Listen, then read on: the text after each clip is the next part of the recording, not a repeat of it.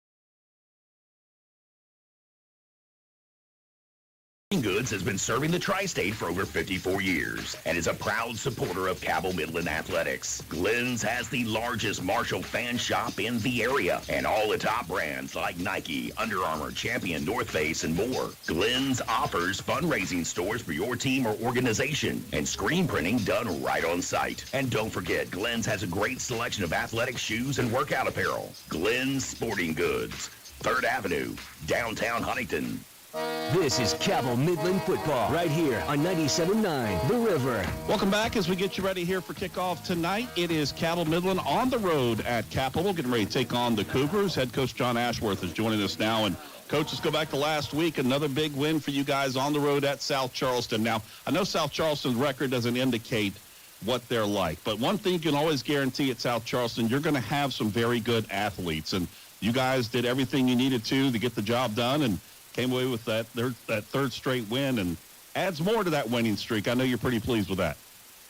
Oh, absolutely. You know, anytime you go on the road, it's a tough situation. And, they had some big guys up front. Ballsley, his older brother was with me at Jacksonville State, and now he's at WVUC. He comes from a long, line of good athletes too. And I mean, they're tough. Their record doesn't really indicate the type of team they are.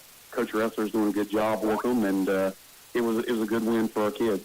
What was the things when you went back and looked at that tape, like we always like to talk about? What did you see on there that maybe you didn't quite see when you were on the sidelines, but when you went back and watched the film, what did you like there? Let's start offensively first. I just liked the adversity that our kids played with. Offensively, we kind of saw some stuff that they were doing that we'd never seen. So on defense, they were kind of cutting us, trying to muddy up the holes and everything.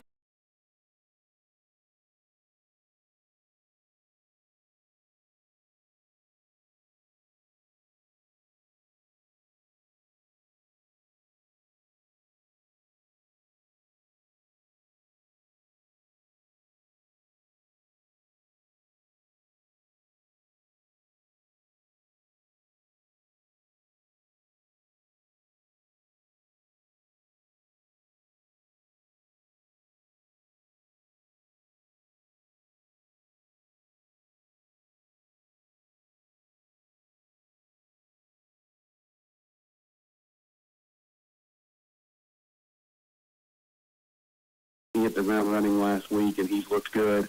And you got Ben and Caleb at the guard positions. I don't think there's any better guards in the state than those two guys. And we got a really good center who's only a sophomore, and Braden Armstead that's done really good for us too. And then we've had some guys step up. Bradley Eaton and some other guys have just done great. It's been really fun to watch those guys. They're the heart of our team. As they go, we go. And listening to you guys last week with Chris and Kent, and defensively, you guys have been. And I think your defense is obviously feeding off the offense success and moving the ball. That your defense has gotten really, really solid here the last 3 or 4 weeks. But we always talk about that bend don't break mentality, and you guys definitely have. You're not bending as much as you used to. No, absolutely. We're it's the tackling really. We're getting to the ball, and we're getting all 11 hats there, and it's just a swarm mentality. Also, we've really gotten after the quarterback. The last few games we have really affected him, and Carson Goode has really looked good just in his ability to get after the quarterback and make plays in the backfield. These last couple of weeks, he's done a tremendous job of setting the edge and just getting after the quarterback, which has been really helpful to us. Coach John Ashworth is here with us. Your Cabell Midland Knights getting ready to take on the Capital Cougars tonight in the capital city. Before we talk about the Cougars here after the break, Coach, we're at that point in the season now. You're getting down to the final 2 games. You had the bye week to start things off for the year, so you don't get that luxury of having a week to get folks recuperated or anything else during the middle of the season. How is health of the team now after a rough start, and how are things looking as you get to this final 2 weeks of the season? And you'll be on to the playoffs in round 1. Actually, we're about as healthy as we've been the whole season. We had some adversity right out of the gate. Some guys went down in that Ironton game, and then, it's just been kind of catch-up ever since. But we have everybody back now. We're as close to healthy as you can get for this late in the season. And, we're really starting to hit it in all strides with that. These next 2 weeks are just kind of locking in and continuing to get better with the offense that we installed a few weeks ago. And then hoping for a little bit of luck where we get in this playoff placement and who we play in that first round. And, the kids are just really focused on trying to win out these last 2 and getting a good seed for the playoffs. For you as a first-year head coach of this program, what's it like now? And I know it's a busy time of the season when it comes to college recruiting. I'm sure you're getting a lot of recruits knocking on the door each and every day there in Ona. So what's it been like in handling all that and getting all these recruiters that are coming in? It's been great. I know a lot of the guys, actually, that have been reaching out. I've worked with some of them and coached against a lot of other ones. And it's kind of neat to be on this side of it, guys coming to me and talking to me about my kids versus me going out on the road and recruiting like I did when I was in college. coaching. So, it's been really cool. Just talked to a program yesterday about a couple of our student athletes, and they're definitely interested in us. They're seeing, how physical and big we are, and there's a few guys from this senior class that are going to have an opportunity to play college football, and then there's a few more, these underclassmen that are going to have a chance too. All right, we'll take a quick break. We'll come back. We'll talk about the Capital Cougars as the next opponent here for the Cabell Midland Knights tonight in the capital city. We'll talk about that next right here on 97.9 The River.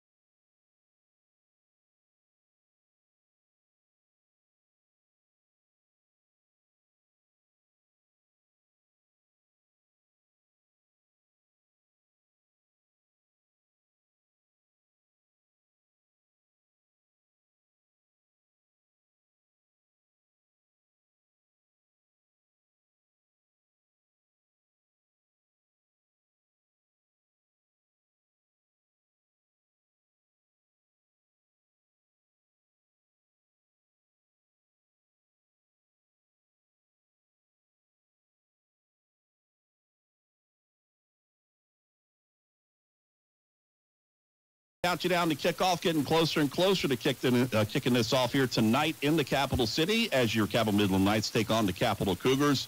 Head coach John Ashworth is here with us. And, Coach, this game kind of shifted around a little bit. It was supposed to be a Thursday night home game there at the Castle. You guys have got the cross-country championships going on today and this weekend in Ona, so the stadium had to be occupied on that Friday night. It was Halloween. It was middle school championships and everything else. So you guys decided to switch things up here to go to the capital city to play there at Laidley Field at University Charleston Stadium. So what do you think about this one here tonight? What's the Capital Cougars offer? And I got to admit, a very much improved Capital Cougar team than what we've seen the last couple of years, especially with the return of the coach.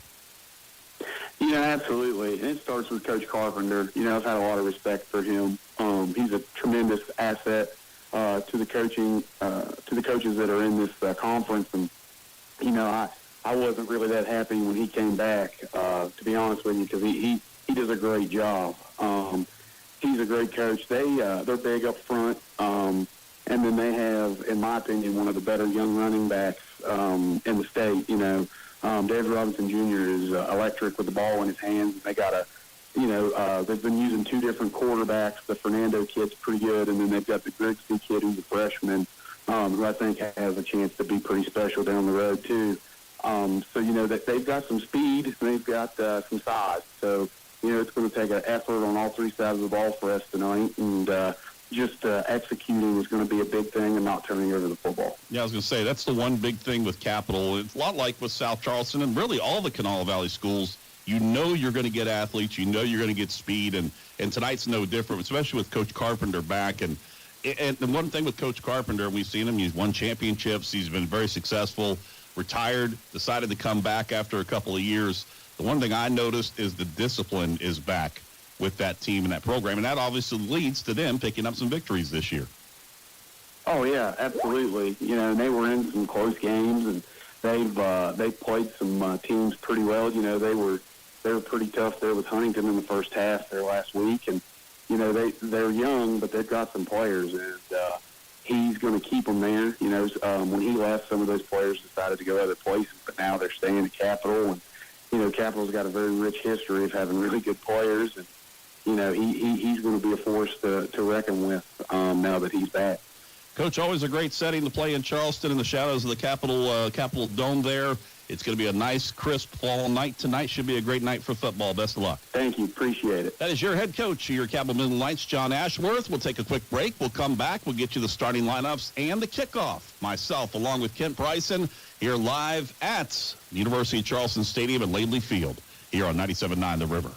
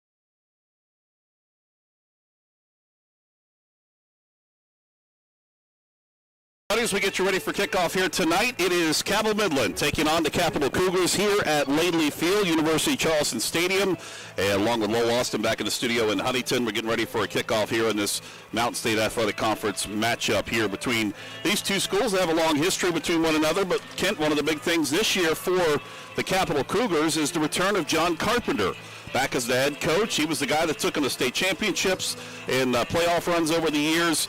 He decided to retire. Mark Mason took over. Nothing against Mark or anything like that, but things kind of dropped off. And the biggest things, they lost players. A lot of players transferred out of here. John Carpenter's come back in, brought some discipline back in, but was able to bring some of those players back into the fold here too. So they've actually got a full roster of something they haven't really had the last couple of years. And I'll tell you what, when you talk about a program and you talk about the development of a program, the seeds that are planted for a program don't start in the 9th grade.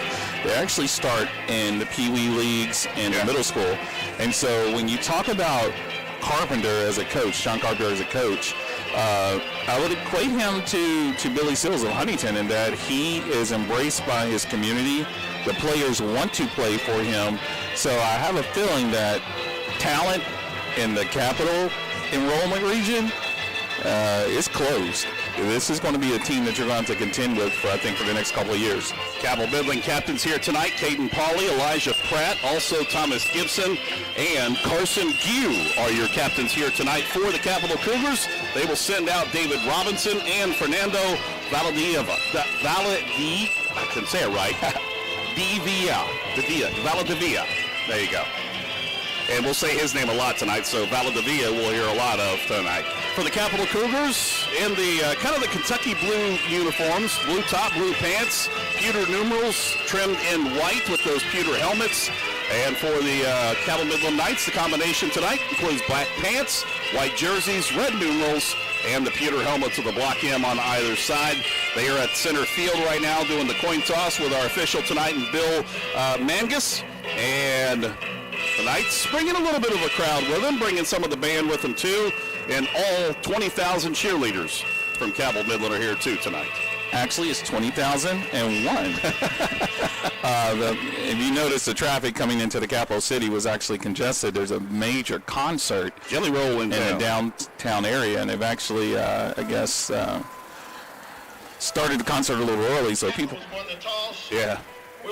They'll defer to the second half, so we will see Cabell Midland offensively start things off here tonight to get things rolling. Of course, the offense quarterbacked by Caden Pauley. Since they switched back to more of the wing T offense, so we'll see Pauley up underneath center, and Braden Armstead will set up that offensive line.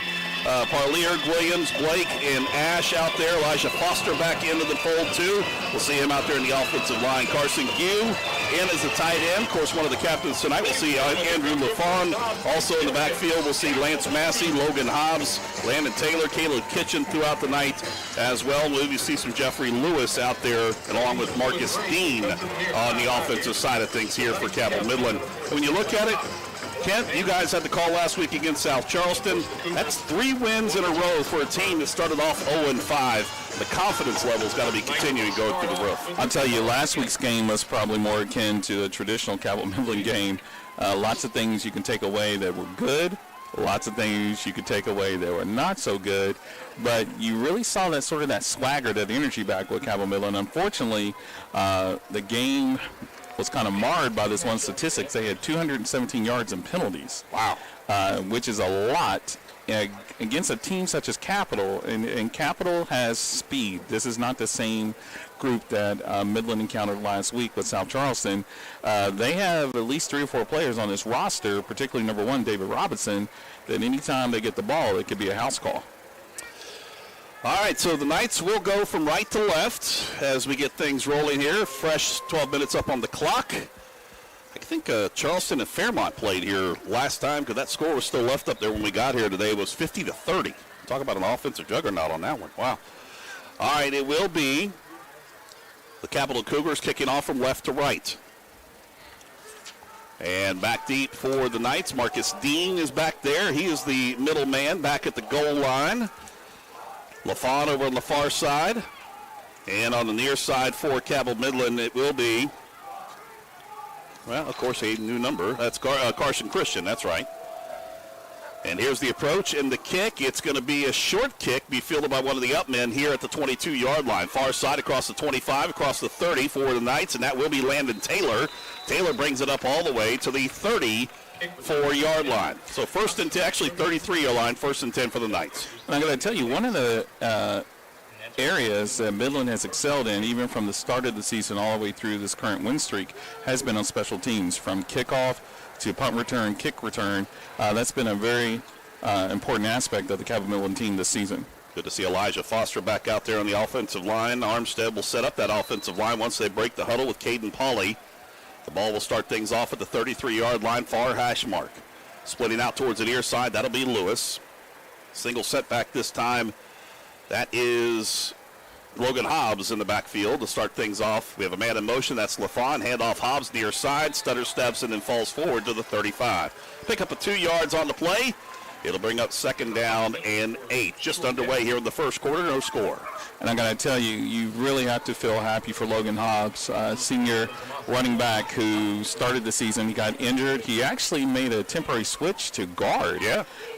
But he's back in the backfield where he belongs, and you know, he's just a very, very tough runner. And, of course, that really rough game that he had against Ironton and putting the football on the turf a handful of times, too.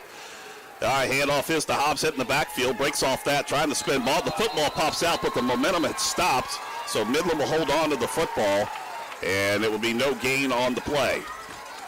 And I'm going to tell you again, the energy that you're seeing from the Capital Cougars, this team is 2-6, but they're not playing like a 2-6 team. Like, for them, this is a very important game. They win this game, they get massive bonus points that will help them in the ratings. Big defensive line with Van Meter and Krause anchoring the center. Shamir Smith and Trayvon Tyson on the defensive ends, running the 4-3 defense here. The Knights will send 2 stacked to the right, and it will be Pauley keeping it to the right. Turns upfield, gets across the 40, first down to the 45, works his way up close to the midfield stripe, and the ball popped out after the play was done with, but that's enough for the first down to move the chains for the Knights.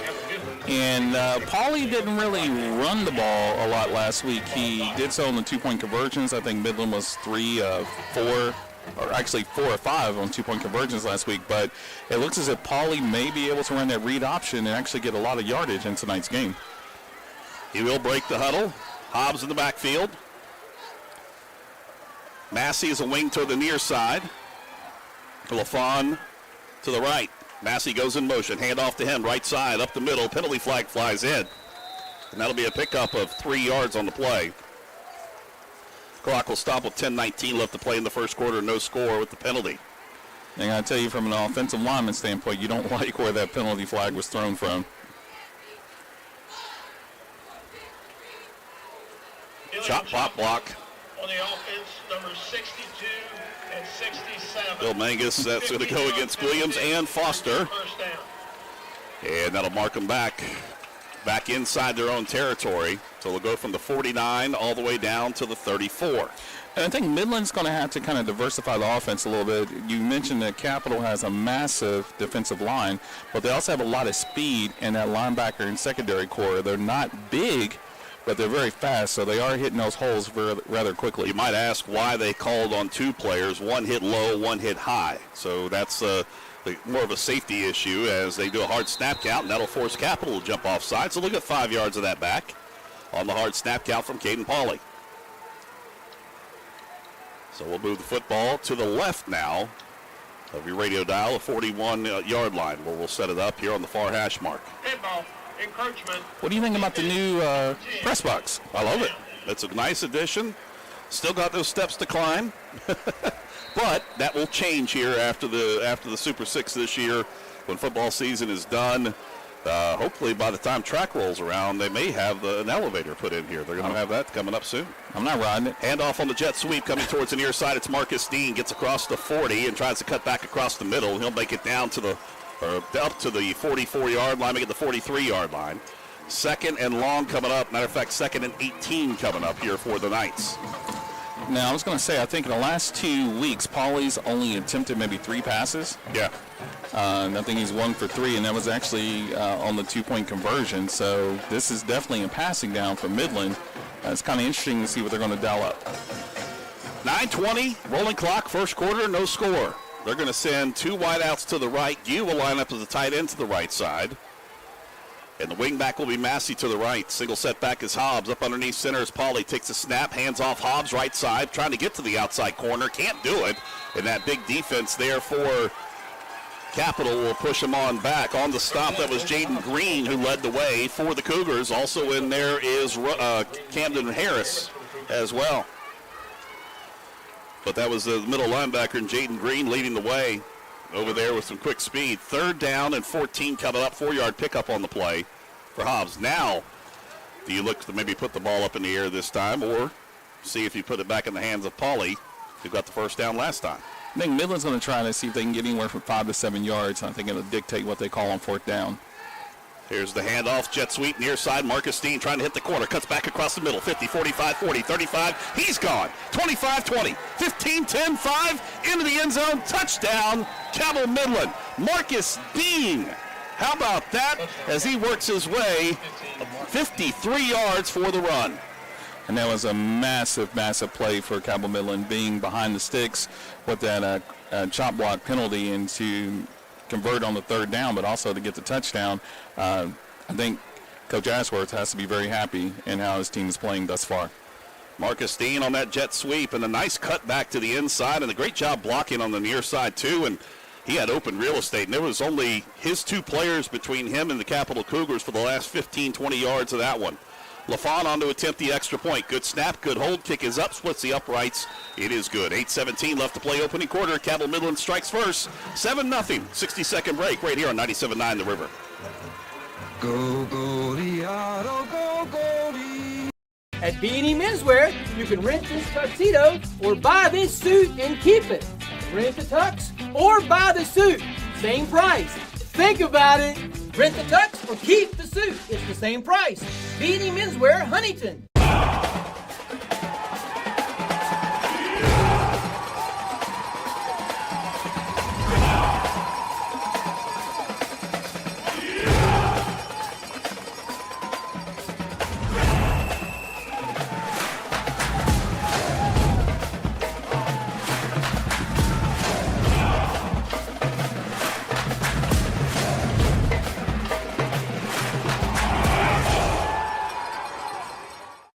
Have you thought about it yet? Rent the tux, buy the suit. Rent the tux, buy the suit, same price. Think about it. B&E Menswear. No gimmicks, just low prices. B&E Menswear, Route 60, Huntington.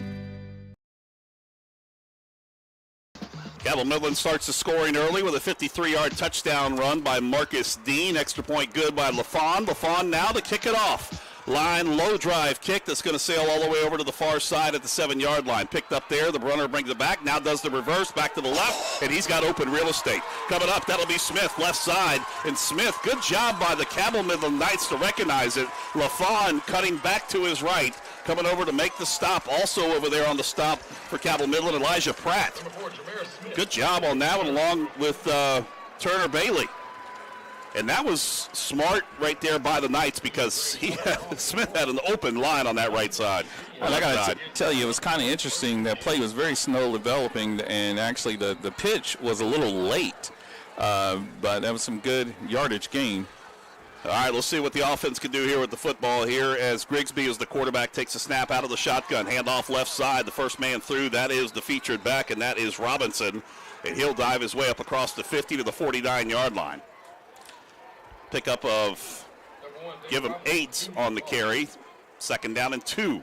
Now, we saw David Robinson last year as a freshman, and he was impressive, but he wasn't as big as he actually is this year. He's bulked up. You can tell that off-season weight training has really enhanced his speed and durability. Officials stopping play here for a minute, because you know why? The kicking tee is still out on the field. All right, so Gil will throw that over. Actually, that was a benefit for Capital, because they're having a problem getting their right personnel in on the field. Johnson will split over towards the near side along with Valdeva. Grigsby out of the shotgun. High snap, pulled down, hand off to Robinson, cuts towards the near side, and good job defensively coming up by Cabell Midland. Leading the first hit was Turner Bailey, coming from that linebacker spot, and They're going to say it's close to the first down. He got picked up of 2.5, so that is a first down. Move the chains for Capital. And there's a new defensive starter, actually, number 10. Ian Duffy is starting at safety. That's due to the injury that was sustained last week by one of the middle linebackers. And it's Capital jumping off sides, which is actually a benefit for Midland because they weren't set up defensively in the backfield. So they'll move them back 5 yards, back into Capital territory with 7:15 left to play in the opening quarter. Knights on top, 7-0. On the offense, number 58. 1st and 15 coming up. That goes against the center and Tyler Krause for moving the football. I thought centers didn't do that. Just don't get caught doing it. All right, it will be a pistol formation this time for Grigsby. Has a back line up behind him. That's Robinson. Hand off to him. Goes left side, cuts back middle. And he's going to get across the line of scrimmage, across the 50 to the 45 and 44-yard line.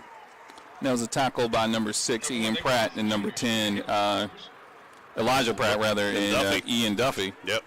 So Duffy started off as a starting quarterback this season in that different style of offense. And when they made the change, he didn't know the offense yet. So it was a good, nice opportunity for him to get a hero defensively for the Knights. 2 to the left, single to the right. Out of the shotgun, head off again to Robinson. He's the featured back, cuts back across the middle, gets enough for the first down. Wrapped up and brought down at the 35-yard line. That'll stop the clock with 6:27 here in the first quarter. Knights on top, 7-0. Now, last week, Midland had a feast against the South Charleston offensive line. I mean, they blitzed the gaps. I want to say total, I think South Charleston ended with total yardage of less than 50 yards. They're not having the same success thus far against this Capital Cougars offensive line. Double tight end set to the left as Fink checks into the lineup. Now both tight ends will switch towards the near side. 2 wideouts on the right side and penalty flag.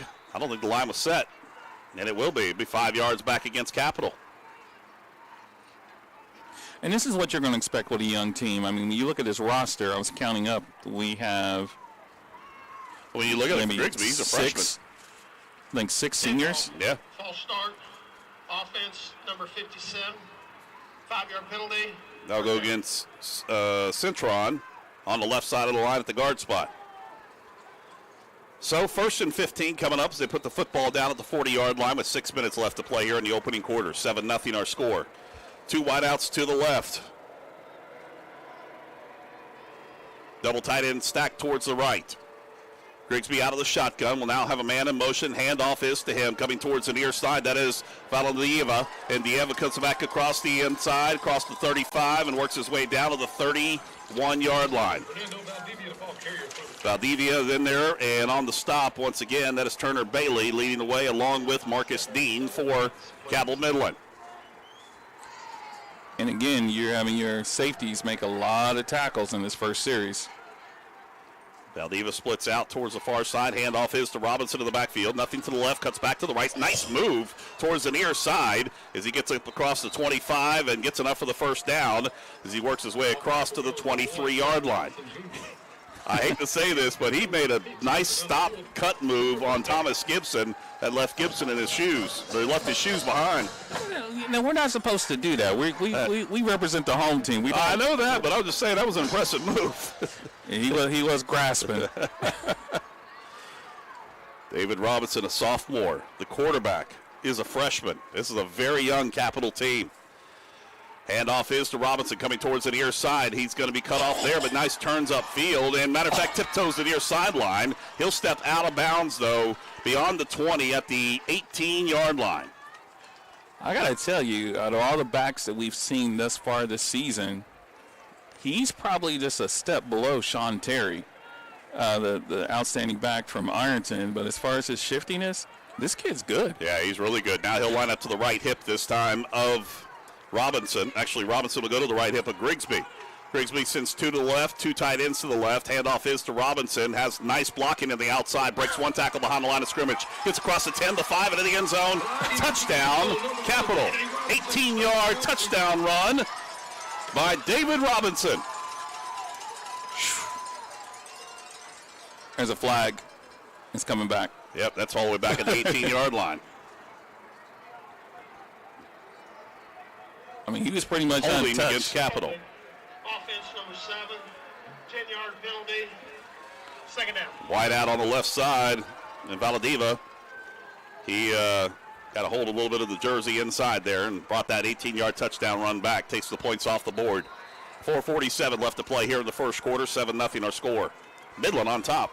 I tell you, the best way to probably describe Robinson, he's almost like a point guard. I mean, with how he sort of dashes in and out, I mean, his cuts are fantastic. Makes you wonder how he's going to look when he's playing basketball this year. Now, this time the Knights jump off sides on the hard count. So both teams not playing error-free football. So that'll be defensive encroachment. So take 5 off of. Encroachment. Gives it back to him. Number 41. Second down and 10. Penalty, second down.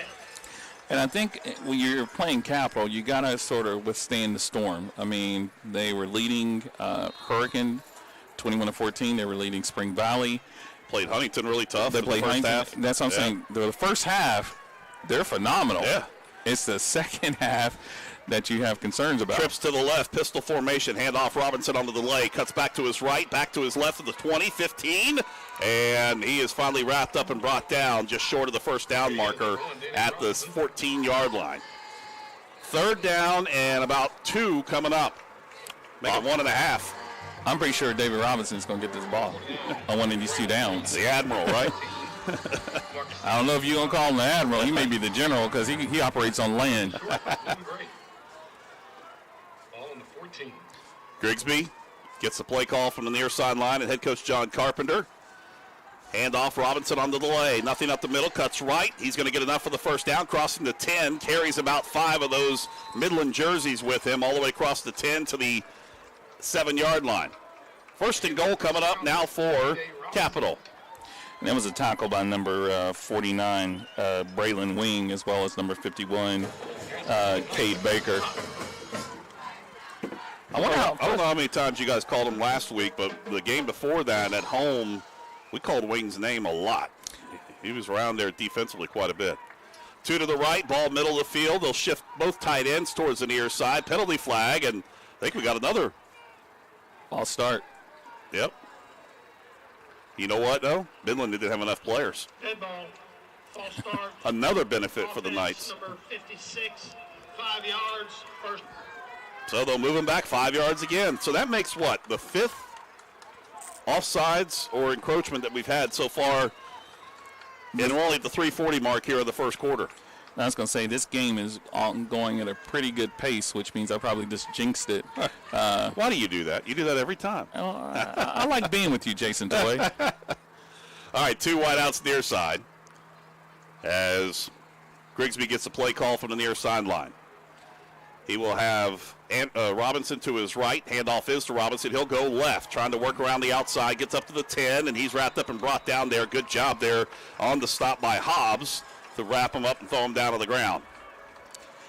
Short game. What I was going to say is you have to be frustrated defensively if you know that the ball is going to one, you key on one, and one still gets positive yardage. Well, actually, they're going to say he got 6 yards on that one, so second and goal from the 7. Pistol formation this time for Grigsby. Robinson lined up about 3 yards behind him, and should have been a penalty there with not, but this time it's Gue making contact with Robinson at the line of scrimmage. He falls forward, picks up 2, third down and goal coming up from the 5. The Knights can come away with a stop here. That'll be big for this long drive here by Capital. Third and goal from the 5 for the Cougars. And, one of the things with one getting the majority of the carries is that it's actually, no one's really keying on 7, so 7 goes in motion on a jet sweep. That's potentially could be a problem for Midland. Talk about Valdiva. Yes. You saw him on that jet sweep earlier. Grigsby gets the play call. Robinson to his right, fakes the handoff, rolls out near side looking for Valadiva. He gets the grab into the end zone, touchdown.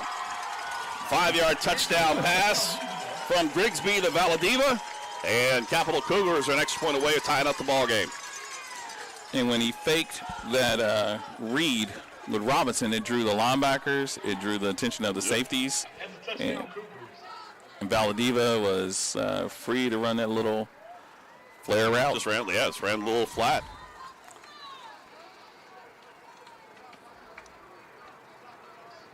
Extra point coming up. And I will tell you that we do not have a name to the number. The kick is up, splits the uprights. It is good. Capital ties it up. 7-7, 2:02 left to play first quarter, 60-second break right here on 97.9 The River. No matter where you are in life, Mount West Community and Technical College isn't just about an education. It's a step toward your future. We provide the hands-on support you need. Jessica, welcome to Mount West. With classes that fit your life. Jessica? At Mount West, we know you by name. Because here, you're more than just a number. Jessica Bailey.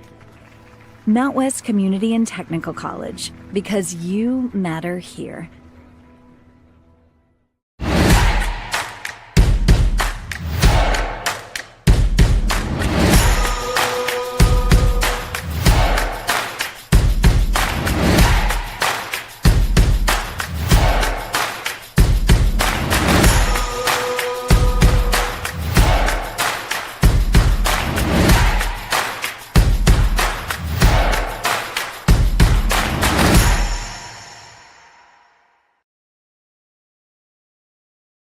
Anytime. 2 left to play here in the first quarter. We're tied at 7. Here's the kickoff from Capital. Will be fielded up at the 24-yard line on the far side. Coming back near side is LaFawn, and he'll be wrapped up and brought down. Is that LaFawn or is that Bailey? I believe that is LaFawn.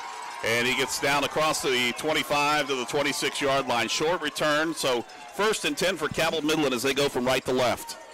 I'll tell you, LaFawn didn't look good when he was coming up from that tackle. I think he got hit low on that leg, which as a kicker, wing back, linebacker, that's a very sensitive area. He stays out there on the field, so the Knights huddle up about 5 yards off the football. Armstead sets up the offensive line. Going from right to left. Lewis splits over to the right side. Wing backs either way. Single setback is Hobbs. It will be Massey going in motion. Handoff Hobbs up the middle. Works behind the block. Gets up to the 30-yard line and forced back. Progress will be beyond the 30 to about the 30, almost the 31-yard line. And that's a pretty hard tackle by Dylan Fink. Yeah, and their linebacker position. Hobbs never went down, but his momentum got stopped right at the 30-yard line, actually 31-yard line. So pick up of a couple yards, brings up 2nd down and 7. 90 seconds left to play here in the first quarter. We're tied at 7. And you can see the Capitals trying to strip the ball. They're teaching the first defenders actually holding them up, and the 2nd and 3rd defender coming in are swiping at the ball. Wingbacks either way. The tight end towards the near side. It will be Massey in motion. There goes Pauly as he keeps it himself, trying to turn up, and he goes nowhere. That defensive line and linebacking core stayed home there for the Capital Cougars. Pick up just a couple of yards. Going to bring up 3rd down and 5. Coming up now for the Knights. Under a minute left to play here in the first quarter. They will have to get a play off here. I just realized there's no play clocks out here. That's surprising. If there is, we just can't see it. Well, it'd be in a college field too, you would think. Huh. 3rd and 5. Lewis to the right, ball middle of the field. LaFawn wing on the right. It is now Kitchen. Handoff is to him, working behind the block from Hobbs. Right side hits the corner, gets across the 40, 45, 50. Inside Capital territory to the 40, and all the way down inside the 40 to the 37-yard line. And that's twice that Cabell Midland has hit on that 35-yard line. So they've obviously have seen something on that edge with those corners or safeties. So they're running to the short side of the line, but you got Lewis that was blocking out there, and you got Hobbs that was nice lead block. Got to have a good guy on the team that could be your fullback type blocker back there. Your thumper. Yep, you need one of those. And one of the things about it, the running backs that we have here aren't big, thumper type running backs, but they're tough kids that play out there. So Hobbs single setback. Here goes Massey in motion. Handoff is to him. Right side. He's going to be upended in the backfield. How about that defensively coming in there for the Capital Cougars? Trying to see a number here. It looks like that's 56 as Van Meter. Yeah, Van Meter coming from that defensive tackle spot. And that's the end of the quarter. We're tied at 7 between Capital and Cabell Midland. 60-second break right here on 97.9 The River. Marshall Orthopedics High School Game of the Week is presented by the Marshall Sports Medicine Institute. Sponsored by the City of Huntington Highway Safety Patrol and Jason Elkins State Farm.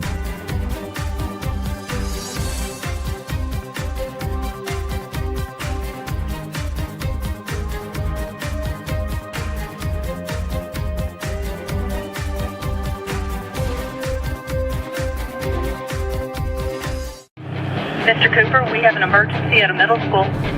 Thank you. Board office, will you activate the crisis team? This is not a drill.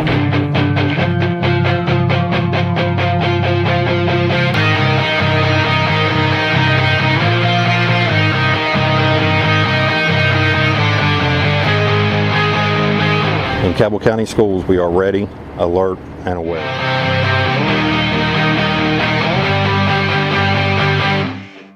PCB is a long-standing partner in our community. We're your neighbors, your teammates, and your friends. Bryson and Lowell Austin, Jason Toy back here with you at Lately Field, University Charleston Stadium here in the shadows of the state capitol. As you listen to Midland football on WMGA Canova Huntington, we're in the second quarter, tied at 7. The Knights with the football going from left to right now, near hash mark, and the ball is at the 36-yard line. First and second down and 12 coming up. Quick pitch near side. Hobbs turns upfield, keeps his feet and forced out of bounds on the near side.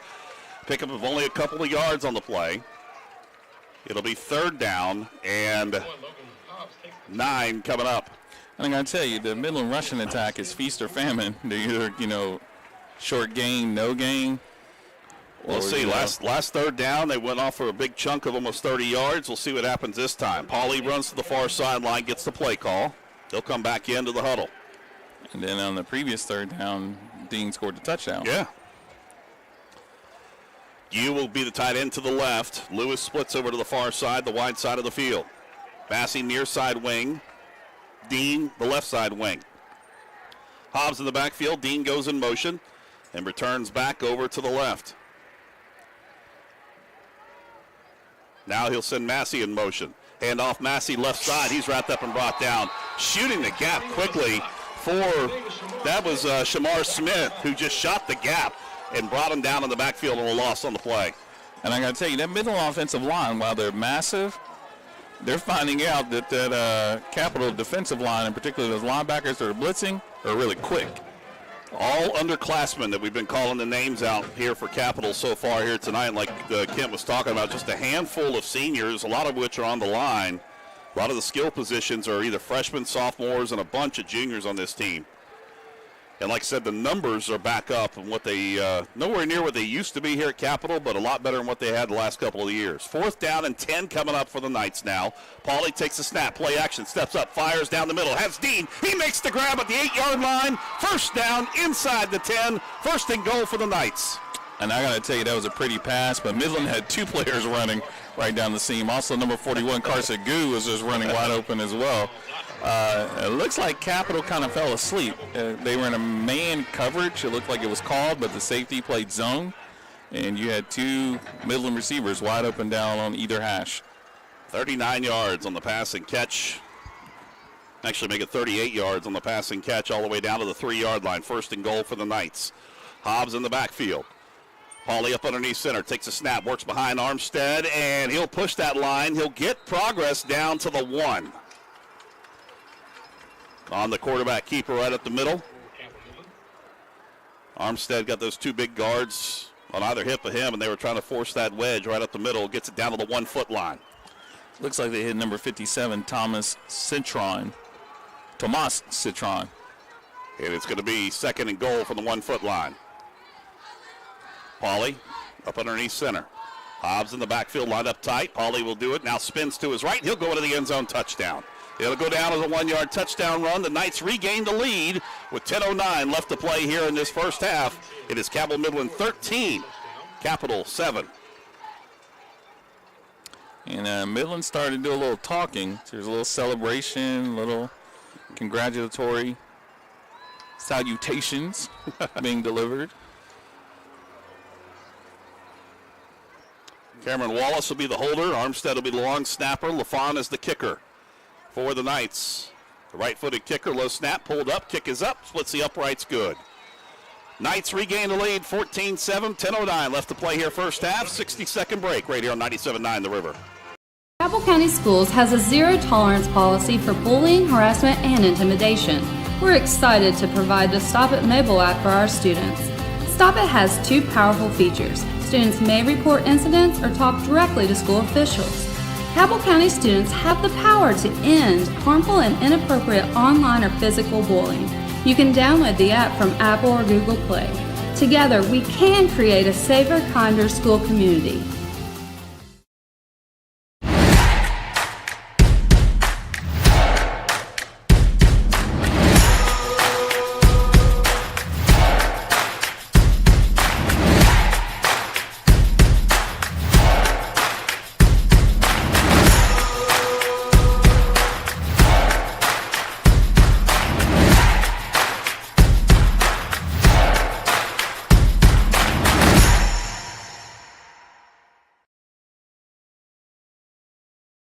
This is Cabell Midland football on 97.9 The River. Knights regain the lead with 10:09 left to play here in this first half. 14-7 is our score. LaFawn with the kickoff, high end overhand. That's going to sail through the end zone for the touchback. That's the thunderfoot we've seen so far this season from Andrew LaFawn.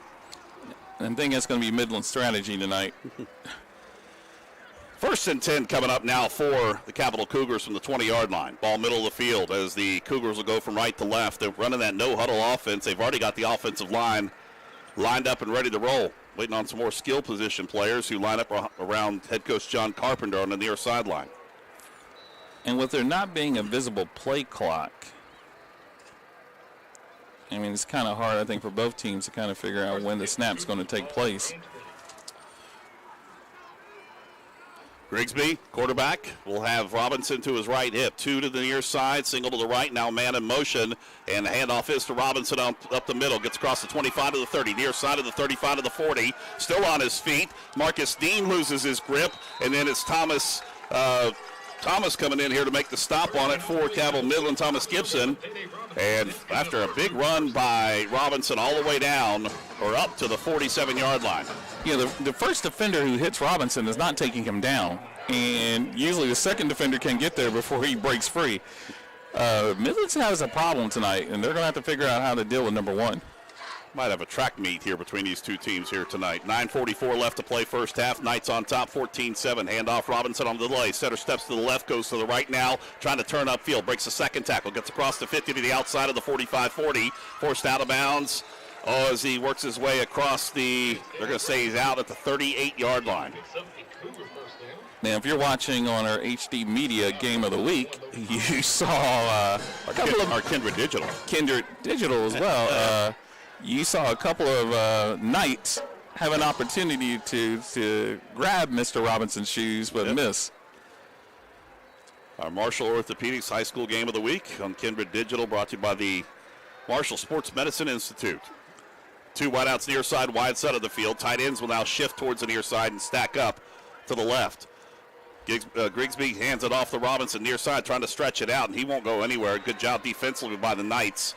Coming in on the stop for Cabell Midland, leading the way on there. That was Pratt. Pratt and Parlier was out there too, coming from the defensive line spot. They're going to say no gain on the play. 2nd down and 10 with 9:10 on a rolling clock. Second quarter, 14-7. Midland on top. I tell you, this kid can have a great marketing thing. Mr. Robinson's neighborhood. Dotson splits out to the right.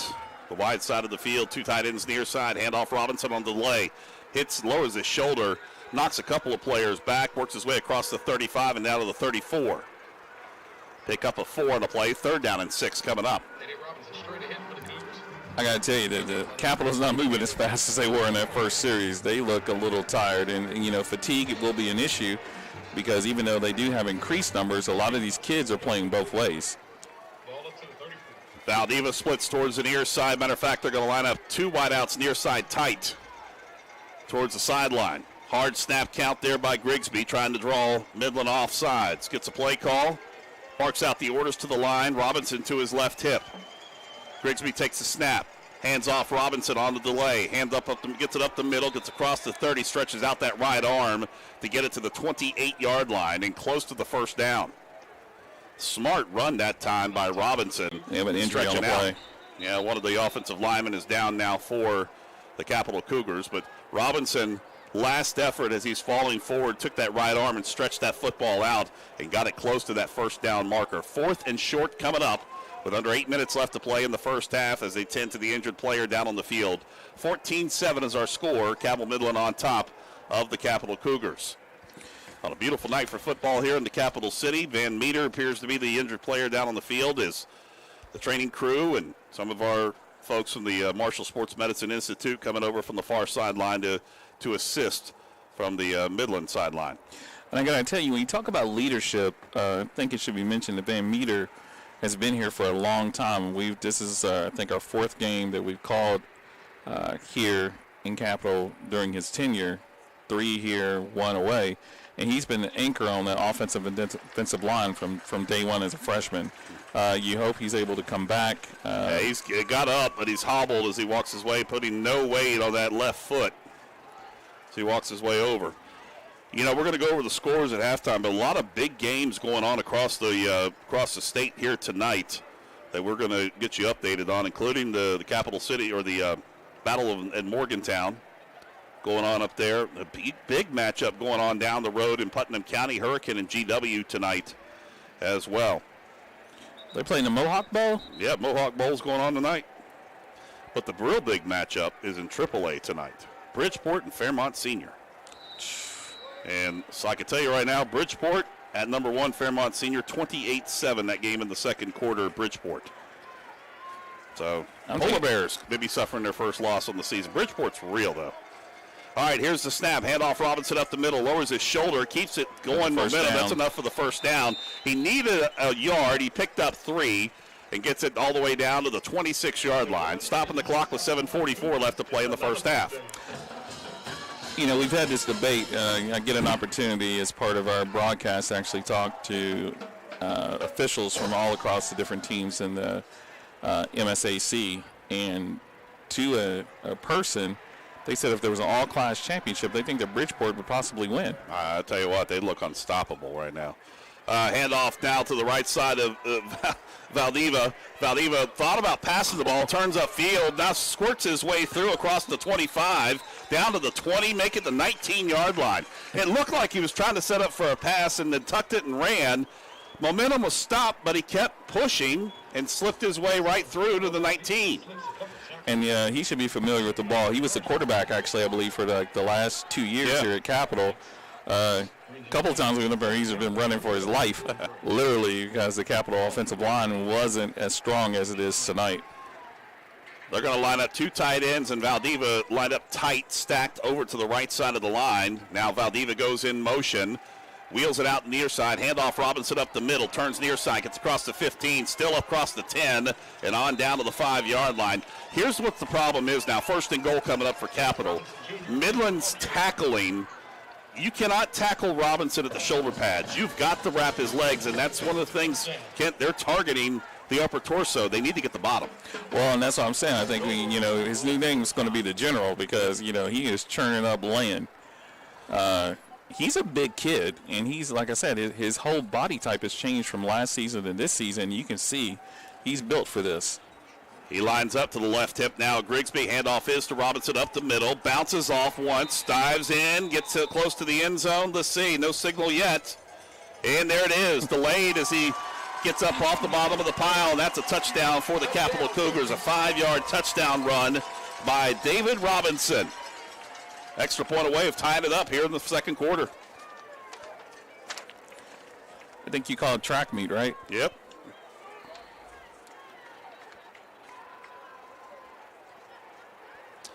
The kicker, Braden Robinson. No relation that we know of.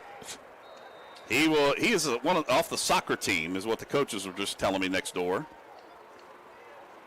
He's on to attempt the extra point. Valdeva's the holder. Kick is, whoa, and it was short. That was ugly. I don't know if it got touched or not, but it kind of flopped its way up there just short of the crossbar. 14-13 our scores, 6:02 left to play first half, 60-second break with the Knights on top here on 97.9 The River. Wendy's has new saucy nugs. And if Wendy's found a way to make their nugs even better, anything is sauceable! whole new way to nug. Gotta be Wendy's. Open till midnight or later. Going out? Hungry? Have kids? Looking for a fun, casual joint? Then Roosters at Pullman Square in Huntington is the place to be. Bring the kids 12 and under on Tuesdays, and they eat for just 99 cents all day long. That's right, an entree, 2 sides, and a drink for less than $1. Plus, Tuesday at Roosters means a featured appetizer all day for just $2. Roosters will lighten your mood and not your wallet. And you can always enjoy your favorite sports on Roosters 40 TVs. Roosters at Pullman Square in Huntington. A fun, casual joint. The most mouth-watering showdown on television. The Hangry Games Ultimate Snack-Off. Right here at your local Little General store. Keep your appetites brave and your snacks ready. David Ross.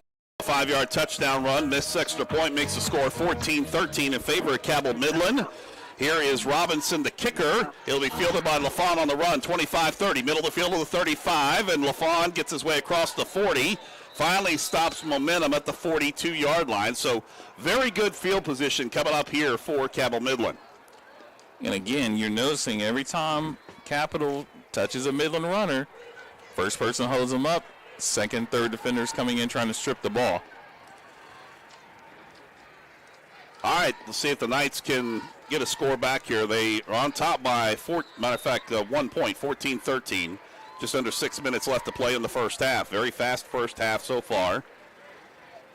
And up and down the field each time these teams have gotten their hands on the football. Single set back is Hobbs, wingbacks out of the way. Man in motion coming to the near side is Massey. Handoff to Hobbs, lowers his shoulder, and he'll get driven back as he gets progress up to the 45-yard line. And on the stop for the Capital Cougars is Harris. Looks like they're giving him a gain of 3. Yep, got it to the 45.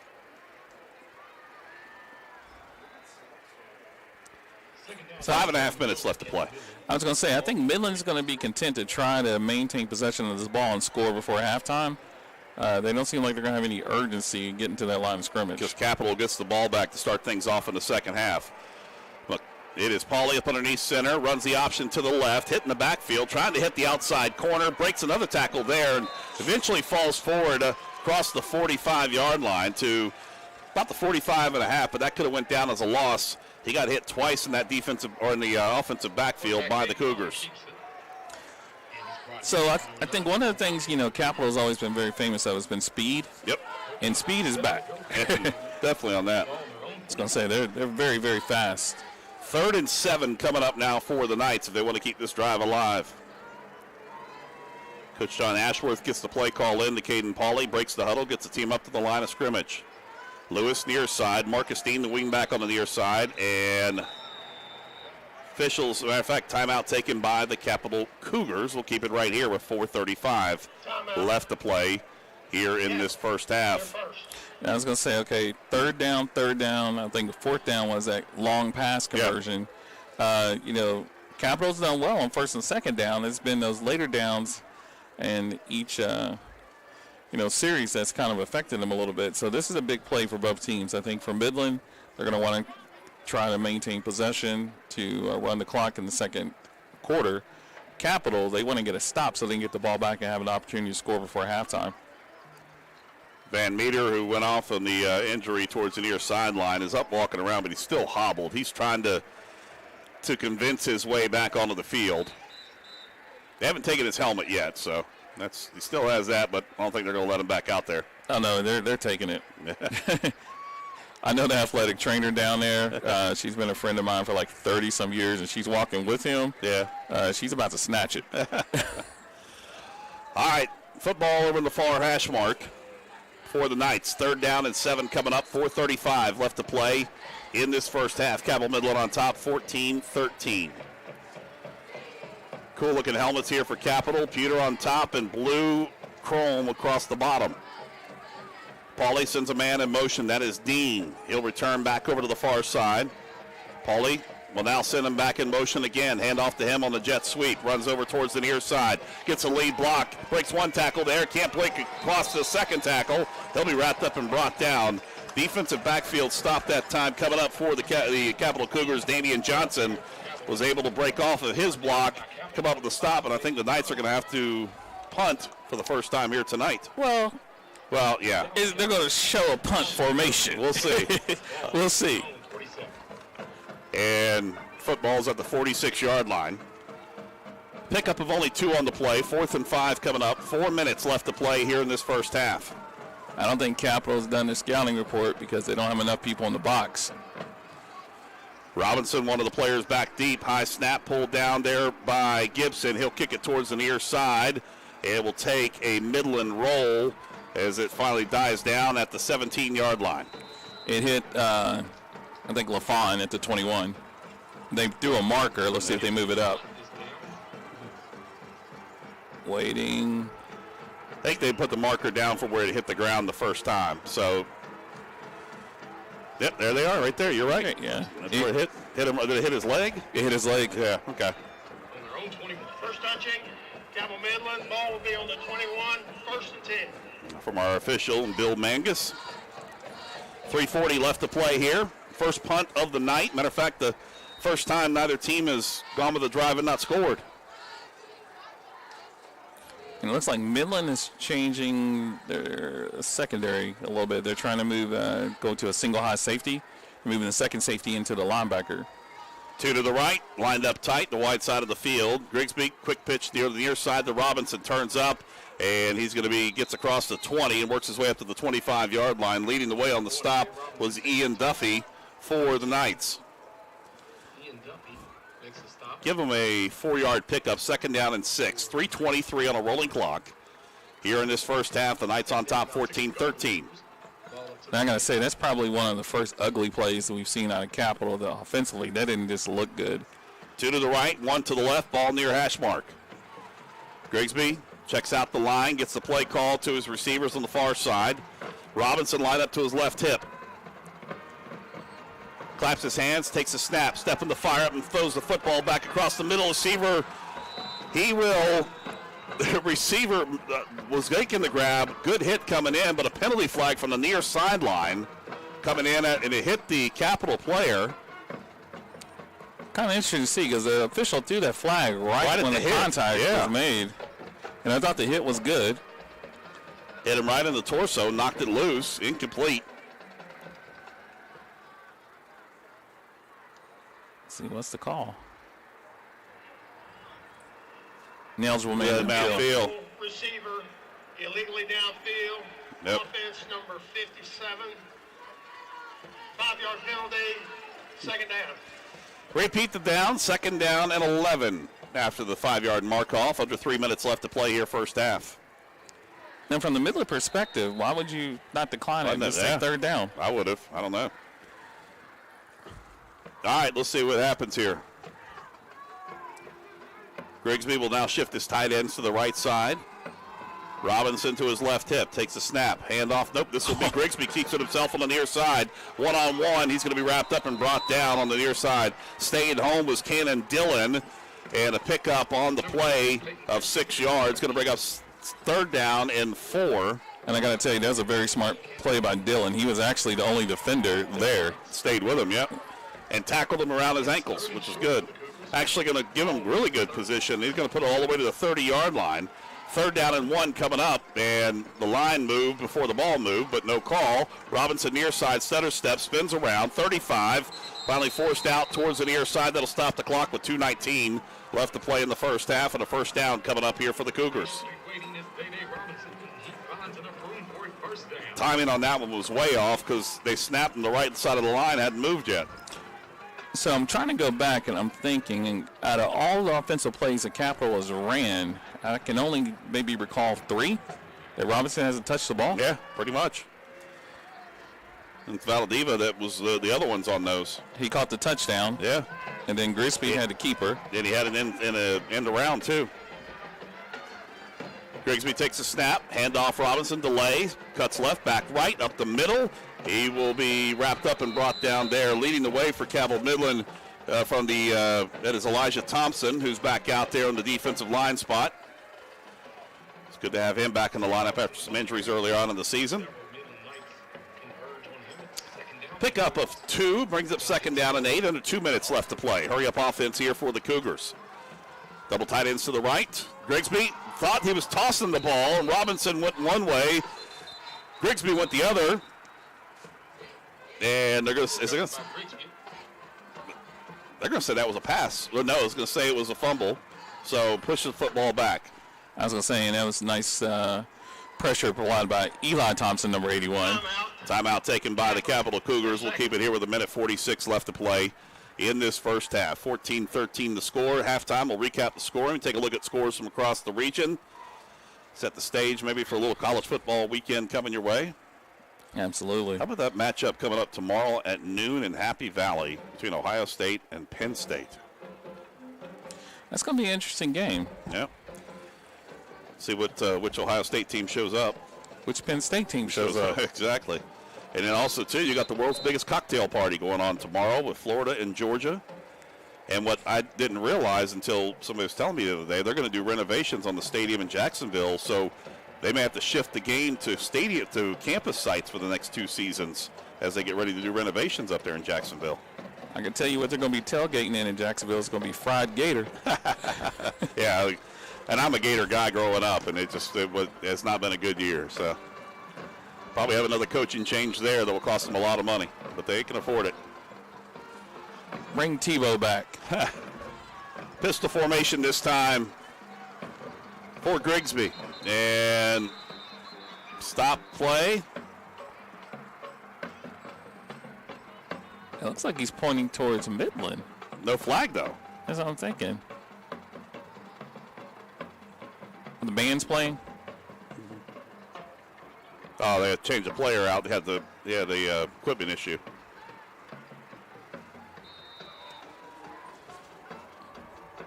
Checking in as a player we don't have a number for. So, all right, party on. I think it was, 2? No, 12. No number. Yep, there you go. Grigsby with a snap, rolls out to the right, looking for the receiver. It goes up, tip once, incomplete. Good job defensively out there once again by the Knights. And Cannon Dillon out in the perimeter, knocking the ball down. Intended over there on the far side for the Cougars, and over there for Dotson. Dotson had 2 opportunities to get his hands on it and couldn't pull it in. That's going to force a punt. Valdeva will go back to punt the football away, and it'll be Marcus Steen going back deep for the Knights. So after scoring, both teams scoring on their drives, Midland had the punt. Now Capitals has the punt with 1:38 left to play in the first half. 14-13 to score. Valdeva gets it. Gets rid of the football. Low end over end punt. It's going to take a bounce. It gets a Capital roll across the 35-30 and down to the 25-yard line before it dies down there. 1:26 left to play here first half. The Knights with under 90 seconds to work with here because Capital gets the football back to start things off in the second half. But they also have 3 timeouts. Yes, they do. That's also important as well. So 90 seconds and 3 timeouts is an eternity for a rushing offense. Knights on top, 14-13. All right, ball near hash mark at the 25-yard line. Looks like they're going double tights. Yu is out there, also out there once again back in the lineup. Good to see Logan Gillespie back there. So tight ends either way. Wing back to the either side too. Single setback is Hobbs. Bassey comes in motion, handoff Hobbs left side, cuts it back across the middle, 30-35. First down, stops the clock with 1:20. Gets all the way up to the 37, make it the 38-yard line. It's a way to save the timeout. Hurry up offense now for the Knights. They place the football, the clock starts rolling. Pauly saving those 3 timeouts. Wingbacks either way. Sends a man in motion near side. Hand off to Hobbs once again. Hits left side. Breaks a deal. Face mask not called there. Gets across the 45 to the 50. First down. Momentum stops at the 49-yard line. That'll stop the clock with 1:04 left to play here in this first half. And I think it looks like Coach Atchworth did call a timeout, but the officials apparently are not recognizing it. I don't think he did. He was out on the field. Now he did. Now he gets it. I was going to say, I thought he called it. When he I was waiting for him to. I was kind of thinking he was going to save him after getting the first down that stops him the clock. But we'll keep it right here with 1:04 left to play. here in this first half. Knights on top by 1, 14-13. And you remember when we talked about how Capital was a first half team. Like, this is indicative of what you've seen on film. They play most of their teams tough in the first half. Actually have been leading against some pretty strong contenders, but it's usually at this point in the game where it kind of goes bad for them and early in the third quarter. So from the Capital perspective, they're really looking for a stop. And they get the ball back to start it off in the second half. So 64 seconds left to play in this first half.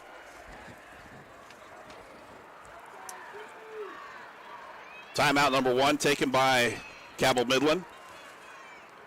Ball middle of the field at the 49-yard line, just to the right of the midfield stripe. Knights going from left to right. Single setback is Hobbs, wing backs either way. Paulie up underneath center will send a man in motion towards the near side. That's LaFawn working behind the block of Hobbs, turning up the field to 45, 40, near side to the 35 to the 30. Breaks a tackle there at the 20, down to the 15 and forced out of bounds on the near sideline. That was a really good run by LaFawn. They're going to say he stepped out at the 16. Nice thing about it, stepped out of bounds. That won't start the clock, so saves a timeout here for Cabell Midland. Paulie quickly runs to the far sideline, gets the play call. Comes back in, huddles the team back up.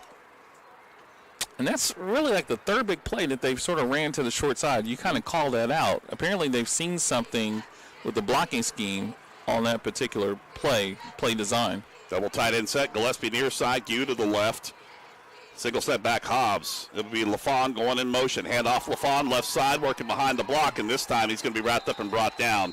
Instead of following that block of Hobbs, he tried to cut to the left, and when he did, went right into the hands of the big defensive, the big linebacker there for the Capital Cougars, and in on the stop.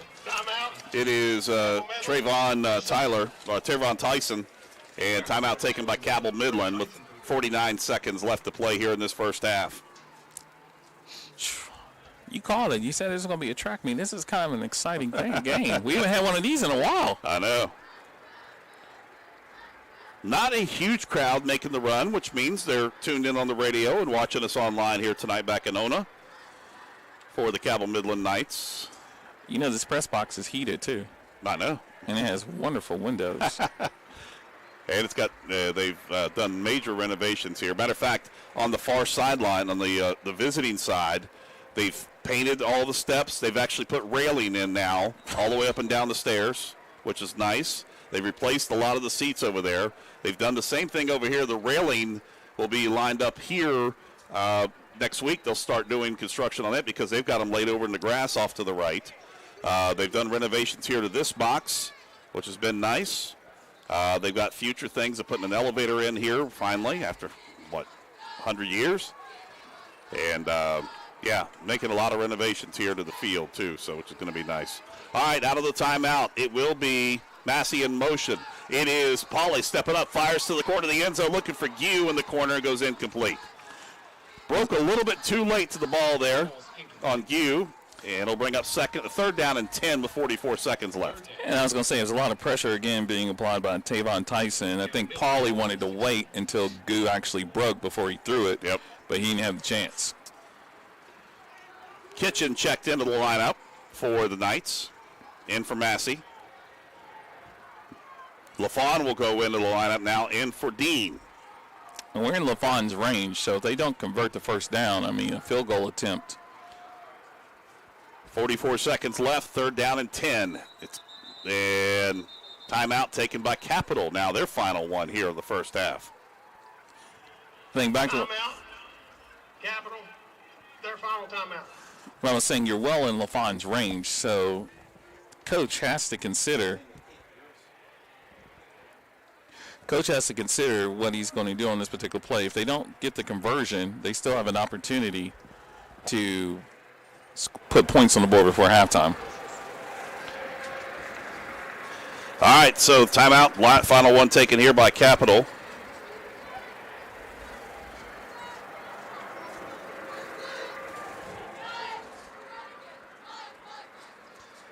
And I think if you're Midland, you're going to have to go back to some type of sweep look, option look. Paulie hasn't actually ran the ball other than I think that one carry in the first quarter. So, Capital can, overcommit to that sweep action, fake, go to opposite side. You should be good, at least for the first down. 43 seconds left to play. 3rd down and 10 here in this first half. The Knights on top, 14-13. Lewis splits out towards the near side.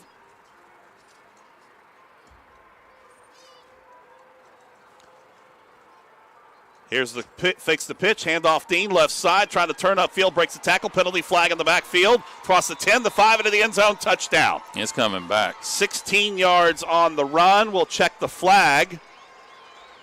And that was at the point of contact on the first defender. I really didn't see anything, so they must have either indicated that something that they saw in the interior. Yeah, but it's against Midland. No, it's against Capital. I guess it is. I don't know what it could have been because he didn't touch Dean. Unless he got a hold of the face mask a little bit, maybe. I don't know. Let's see. We'll check the call here from Bill Mangus. Personal foul. Face mask, yep. On defense, number 23. That penalty will be assessed on the kickoff. So it was somebody on the interior that we didn't see. 16 yards on the touchdown run. The Knights on top, 20-13. 37 seconds left to play here in this first half. Snap pulled down, kick is up, and splits the uprights. It is good. 21-13 scores, 60-second break right here, 97.9 The River. PCB is a long-standing partner in our community. We're your neighbors, your teammates, and your friends. And we want to be your banker. We're a team of experienced professionals focused on the personal, residential, and business needs of our community. We make decisions locally, quickly, and with your best interest in mind. We care about you, your family, your business, and your goals. We're PCB, a proud community bank. Open an account with us today.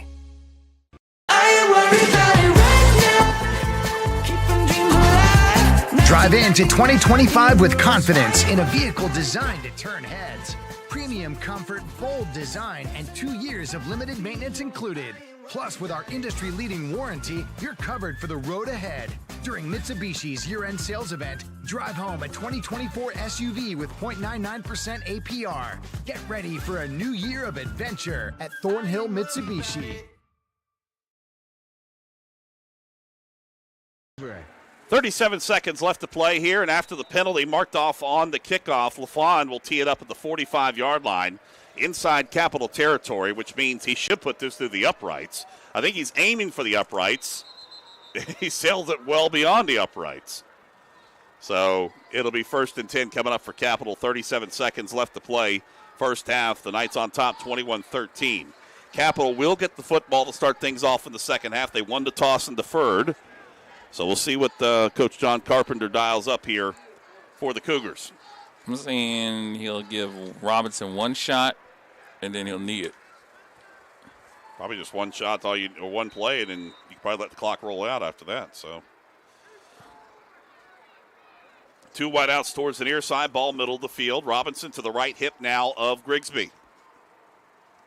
Grigsby takes a snap, the late handoff. Robinson cuts right, far side, 25. And how about Logan Hobbs? Hobbs got pressure in the backfield, missed Robinson there, and chased him down the field to the 30-yard line. It was a 10-yard pickup, 1st and 10 now for the Capital Cougars, under 30 seconds left to play, 29 seconds to be exact, as the clock set back in motion after the first down. Grigsby, far hash mark with the football, takes a snap, looking to pass, fires back near side, has a receiver, goes in and out of his hands, incomplete.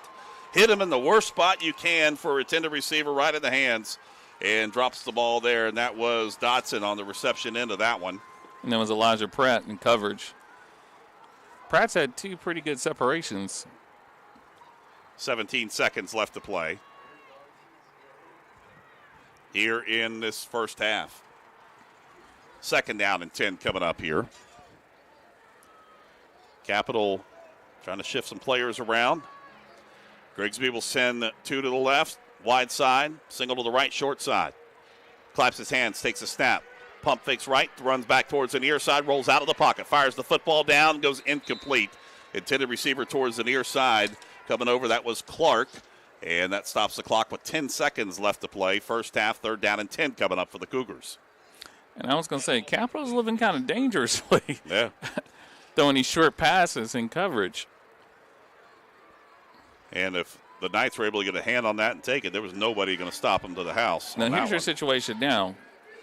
Capitol's you give almost the ball back to them, yeah. Well, I'm just going to say, look at the situation. Midland still has one timeout. Yep. Capital has to run the 10 seconds off this clock or get a first down. Pistol formation, handoff Robinson up the middle. Cuts left, back right, stays on his feet, crossing the 35. And timeout. Not taken. Nope, they're going to let it roll out. So that's it. End of the first half. Cabell Midland got to be happy with what they see on the scoreboard. 21-13 is our score. Cabell Midland on top of the Capital Cougars here in Charleston tonight. As you listen to Midland football on WMGA Canova Huntington. Glad you're here with us here tonight. Thanks for tuning us in. Halftime report coming up. We're going to take a recap of the first half. We'll take a look at some big scores from across the region tonight, too, with some really, really big games on the docket. All that coming up next right here, 97.9 The River. Go.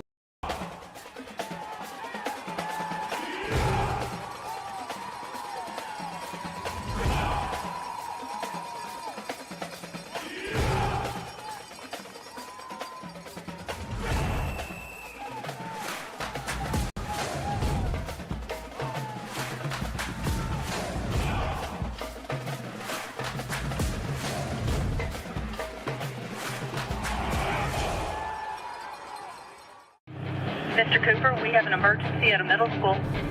Thank you. Board office, will you activate the crisis team? This is not a drill.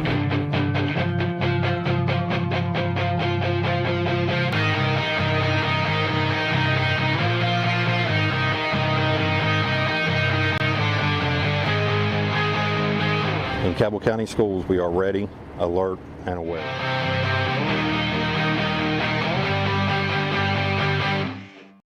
Planning for a funeral is never easy, and selecting the right mortuary can be important. Family-owned and operated for over 6 decades, our family has helped other families going through the most difficult time. Chapman's Mortuary and Crematory can help you plan arrangements today or offer a pre-need funeral plan in line with your intimate wishes. And now, we provide Huntington's only on-site crematory. Call us for a free consultation. Chapman's Mortuary and Crematory, serving the tri-state for over 60 years. Celebrate Christmas with the Village of Lights through Barboursville Park. Coming this December, a one-way driving tour of Christmas lights through Barboursville Park, beginning at the main entrance, ending at the soccer complex. Admission is free.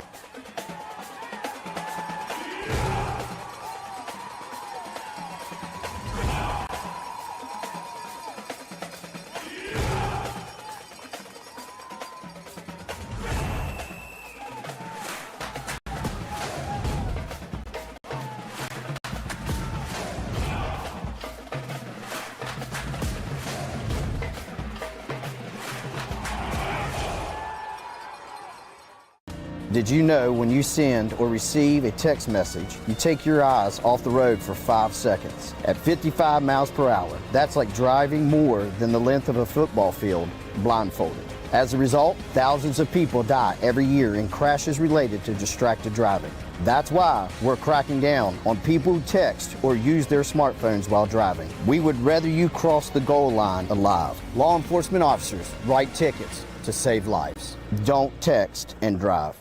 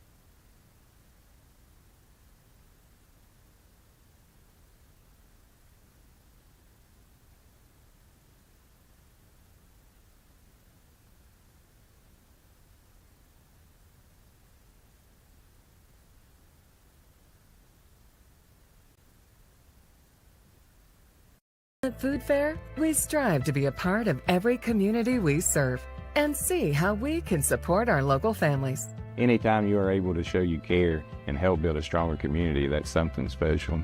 We want to show our customers that our service goes way beyond our store walls. It starts there but continues out here. My name's Kevin. I'm happy to serve my customers and my community. Food Fair, living, working, and serving our hometowns.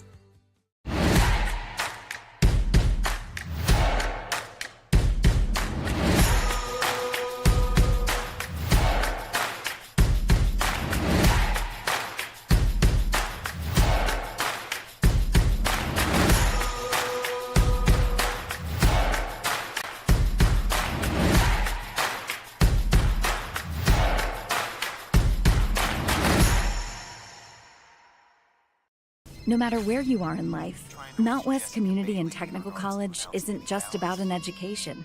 It's a step toward your future. We provide the hands-on support you need. Jessica, welcome to Mount West. With classes that fit your life. Jessica? At Mount West, we know you by name, because here, you're more than just a number. Jessica Bailey. Mount West Community and Technical College, because you matter here. PCB is a long-standing partner in our community. We're your neighbors, your teammates, and your friends, and we want to be your banker. We're a team of experienced professionals focused on the personal, residential, and business needs of our community. We make decisions locally, quickly, and with your best interest in mind. We care about you, your family, your business, and your goals. We're PCB, a proud community bank. Open an account with us today.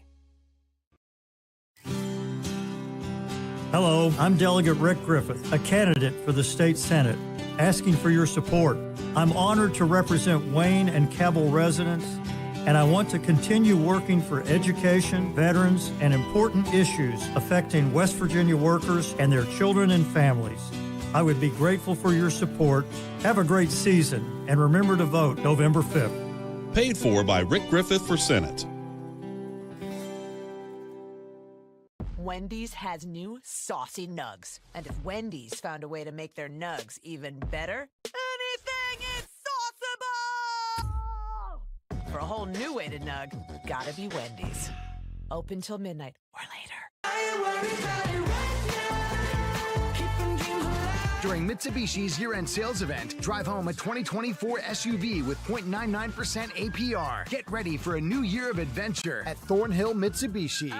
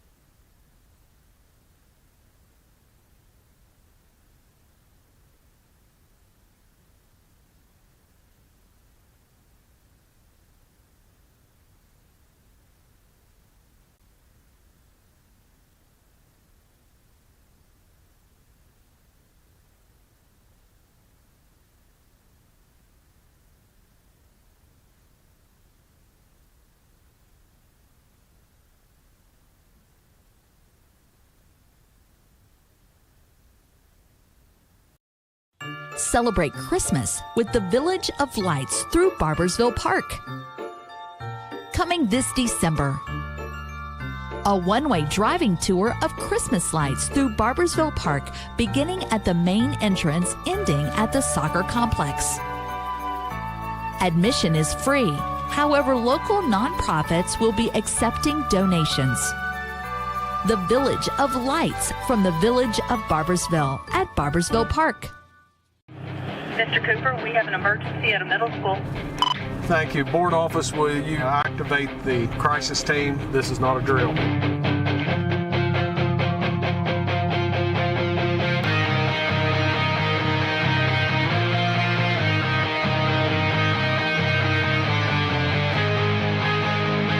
In Cabell County Schools, we are ready, alert, and aware.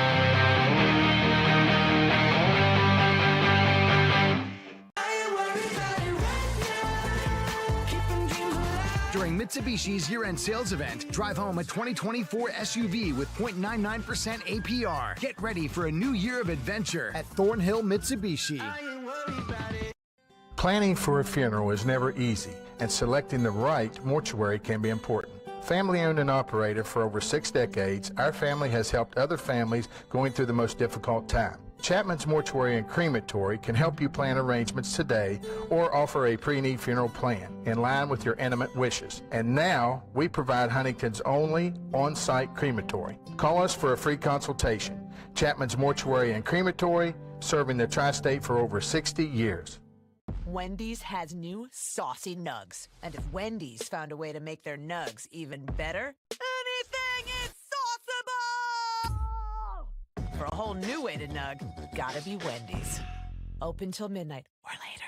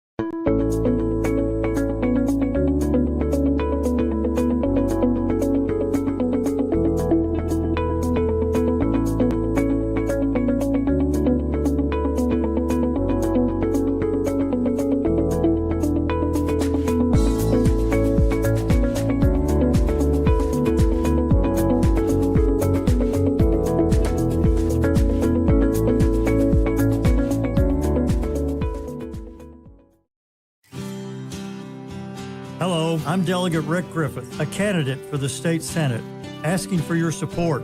I'm honored to represent Wayne and Cabell residents, and I want to continue working for education, veterans, and important issues affecting West Virginia workers and their children and families. I would be grateful for your support. Have a great season, and remember to vote November 5th. Paid for by Rick Griffith for Senate.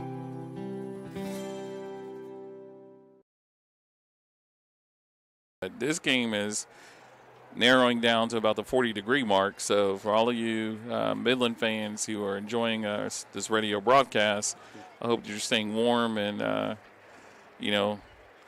nice, because it's getting a little chilly here with these nice windows. But one of the stats that was actually just posted indicates that David Robinson has rushed for 164 yards on 23 carries.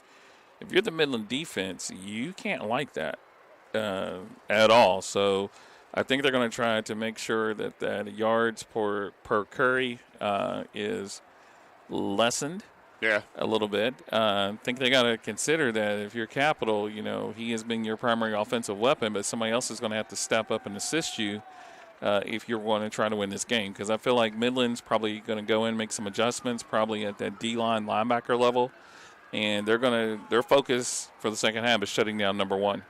All right, we'll take a final timeout. We'll come back. We'll kick it off here in the second half. Cabell Midland 21 and Capital 13.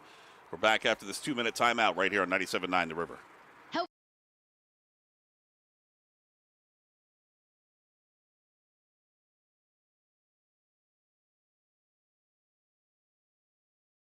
Community. We're your neighbors, your teammates, and your friends. And we want to be your banker.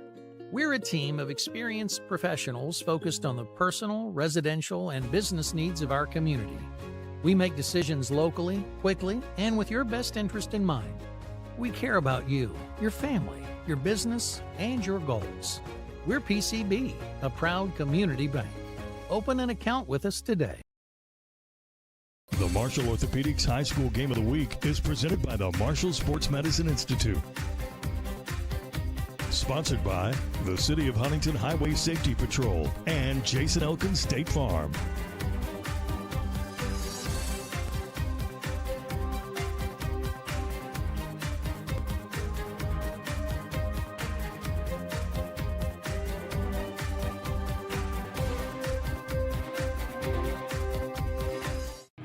Mr. Cooper, we have an emergency at a middle school. Thank you. Board office, will you activate the crisis team? This is not a drill.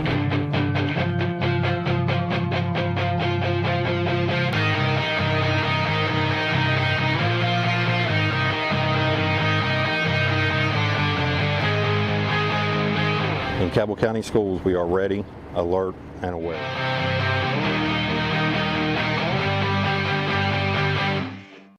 PCB is a long-standing partner in our community. We're your neighbors, your teammates, and your friends, and we want to be your banker. We're a team of experienced professionals focused on the personal, residential, and business needs of our community. We make decisions locally, quickly, and with your best interest in mind. We care about you, your family, your business, and your goals. 12 minutes up on the clock. We go to the second half. Here as you listen to Cabell Midland football on WMGA Canova Huntington. Along with Kent Bryson, I'm Jason Toy. It's picked up by Robinson on the kickoff at the 1 yard line. Crossing the 10, 15, far side, 20. Hit there at the 22 yard line. Wrapped up and brought down over there by the Knights. Coming in on the stop was Mason Bryant, the freshman, leading the way on the kickoff coverage for Cabell Midland. Starting the second half, 21-13 is our score. Knights on top. Cougars will be going from right to left. Blue uniforms, blue pants.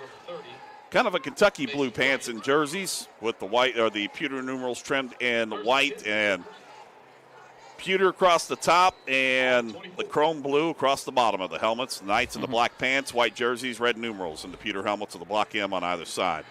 Grigsby takes a snap, handoff. Robinson goes right side. Robinson cuts back across the middle, gets across the 30, and he'll be stopped there at the 30-yard line. And on the stop for Cabell Midland coming in. That looks like over there on the stop, that was Cade Baker in there, leading the way for Cabell Midland.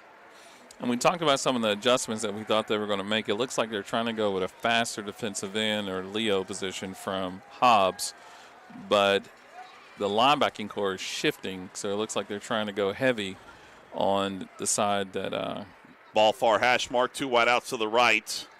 Man in motion near side, handoff Robinson to the right side. Turns up, stutter steps at the 20, and good job defensively by Cabell Midland. Only about a half a yard pickup on the play.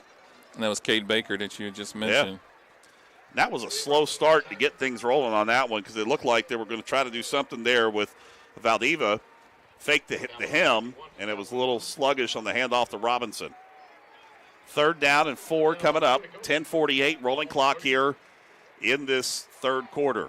The Knights on top 21-13. Grigsby, hard snap count, looks back near side, gets the play call from the coaching staff led by John Carpenter for the Cougars. Takes a snap, looking to pass, steps up across the middle, has a receiver. It is Valdeva, makes the grab, breaks off one tackle at the 40, still on his feet, never goes down at the 41-yard line. Valdeva making the grab there, and the first down, move the chains. And you got to say, that was kind of a little deception by the Capital Cougars. I mean, they faked it to Robinson, everyone over the middle. 10-yard pickup on the pass and catch, 1st and 10 now for the Capital Cougars. Grigsby with 2 wideouts left.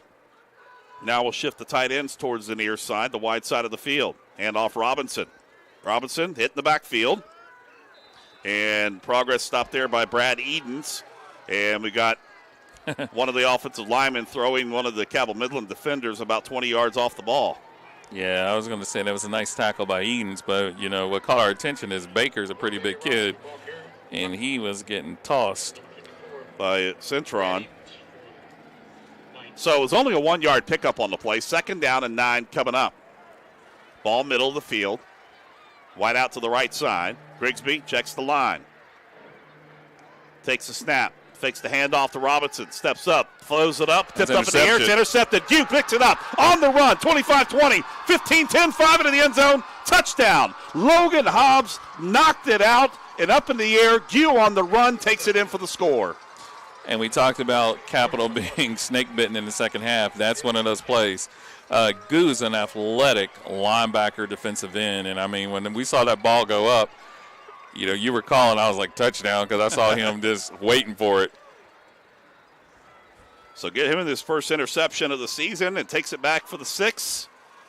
And the Knights on top 27-13 with 9:25 left to play, looking to add the extra point.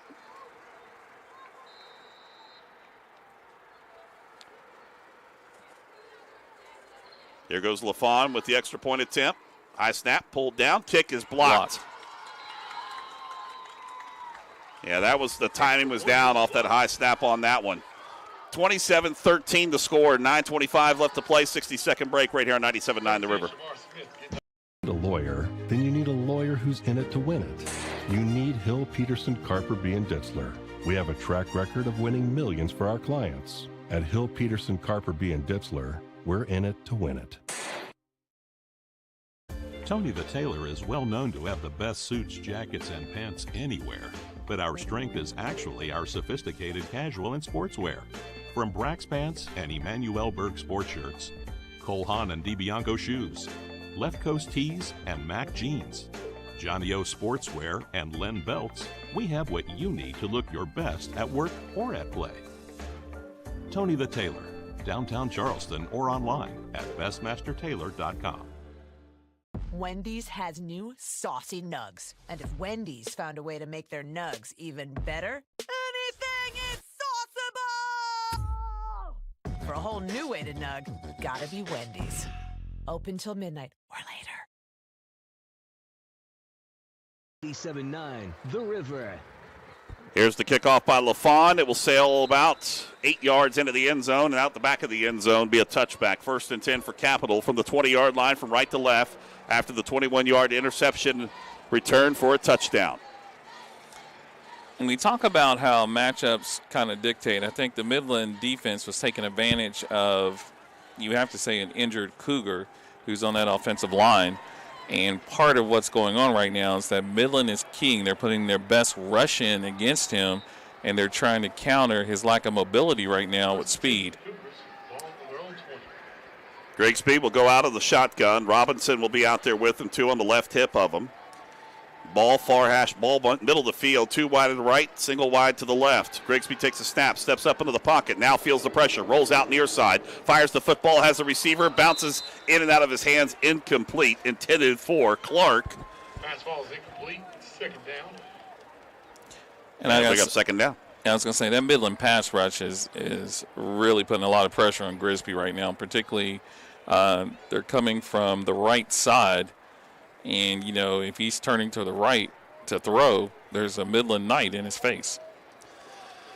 2nd down, 10 from the 20, 9:17 left to play here, 3rd quarter. Knights on top, 27-13 on the Cougars.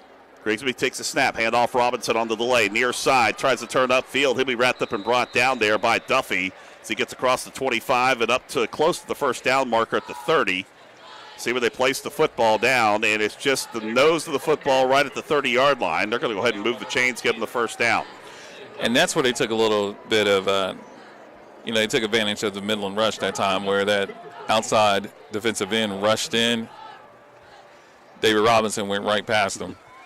Ball near hash mark, 2 to the right, single to the left. Grigsby with Robinson to his left, claps his hand, takes a snap, quick pitch towards the near side. Robinson trying to turn upfield, splits the defenders, 40, 45, 50, he's gone, 30, 25, 20, one man to beat, outside 10, 5 into the end zone, touchdown. 70 yards for Robinson. And it looked like he was going in slow motion, like we're watching this play develop, and, you see probably 5 or 6 Midland defenders who have an opportunity to either tackle him or knock him out of bounds. And as they get close to him, he just sort of glides away. He's over 200. Yeah, big time, because he was well over 100 to start things off at the end of the first half, right? He was at 164 at halftime. Wow. Add 70 more yards on that one. And they're going to try to do the extra point here after having the last one kind of float up there. Late arrival for one of the players coming out. Snap, kick is up, low line drive, hits the upright and goes no good. 8:40 left to play, 27-19. Cabell Midland on top. 60-second break right here at 97.9 The River.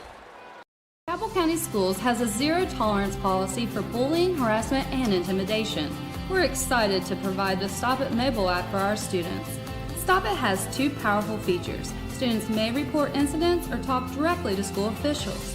Cabell County students have the power to end harmful and inappropriate online or physical bullying. You can download the app from Apple or Google Play. Together, we can create a safer, kinder school community.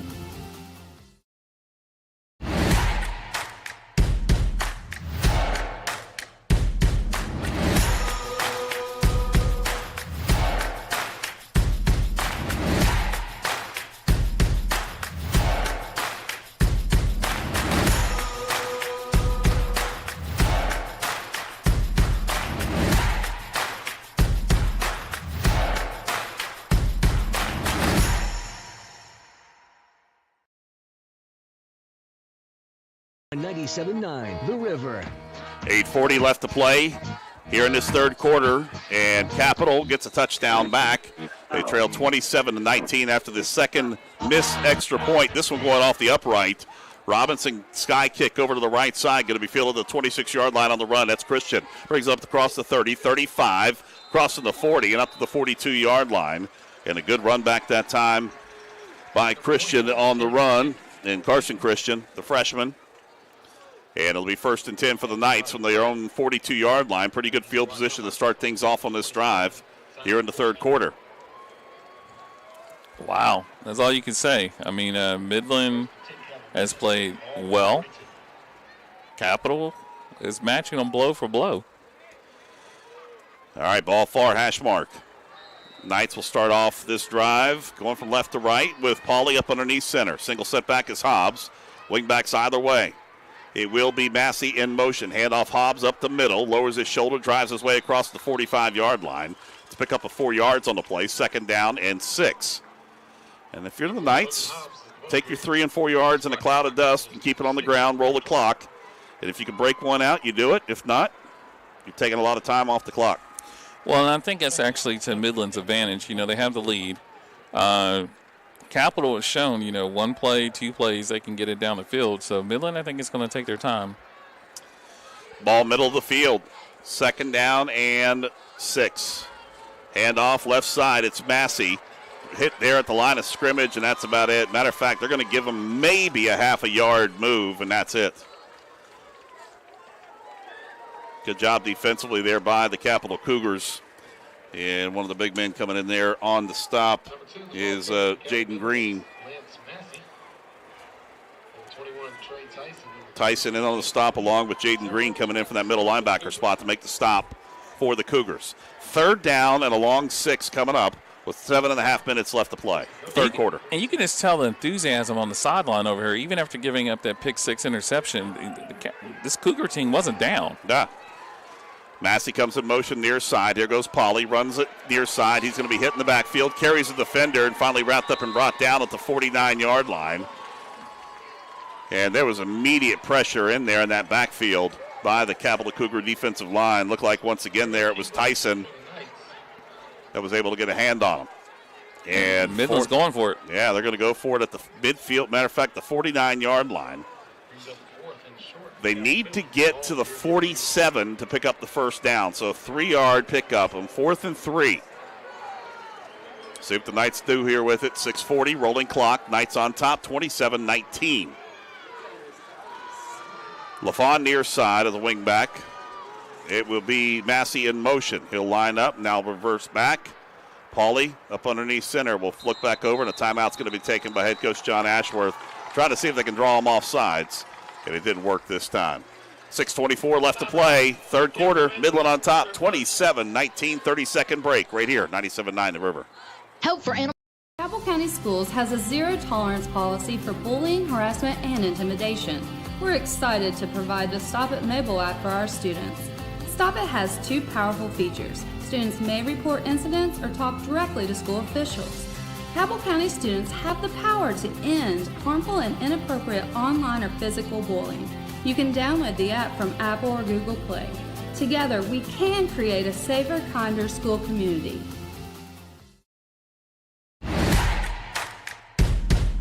There's 24 left to play here in this third quarter. Knights out of the timeout, 27-14, and it looks like they are going to go for it. Burned a timeout there, so they're down to 2 the rest of the way. Ball in between the 49 and 50-yard line. The nose of the football about an inch off the 50-yard line. But they've got to get down beyond the 48 to get the first. The I formation this time, first time tonight. Hobbs as the fullback. Massey back there as the tailback. Or check that, it's Kitchen back there.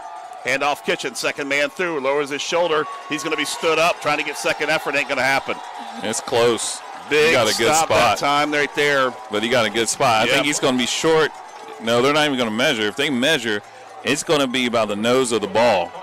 Cottrell and on the stop, one of the seniors, they are going to measure it here and see if he had progress. It's the nose of the ball. We'll see. You notice, the marker is on the other side of the 48. Yeah, I think and that ball, you can see it from here. Well, and the thing about it, too, and I will say this, on this field actually has a high crown in it, so the officials don't really get that same angle that we get on this side. That'll be interesting, but he should be short. Let's see what happens here. See how good this crew is. If it is, it's excellent field position here for the Capital Cougars. They're going to stretch it. He puts it down. We're going to pull it. Yeah, there's no way. He's short. Yeah. By the ball. Yeah.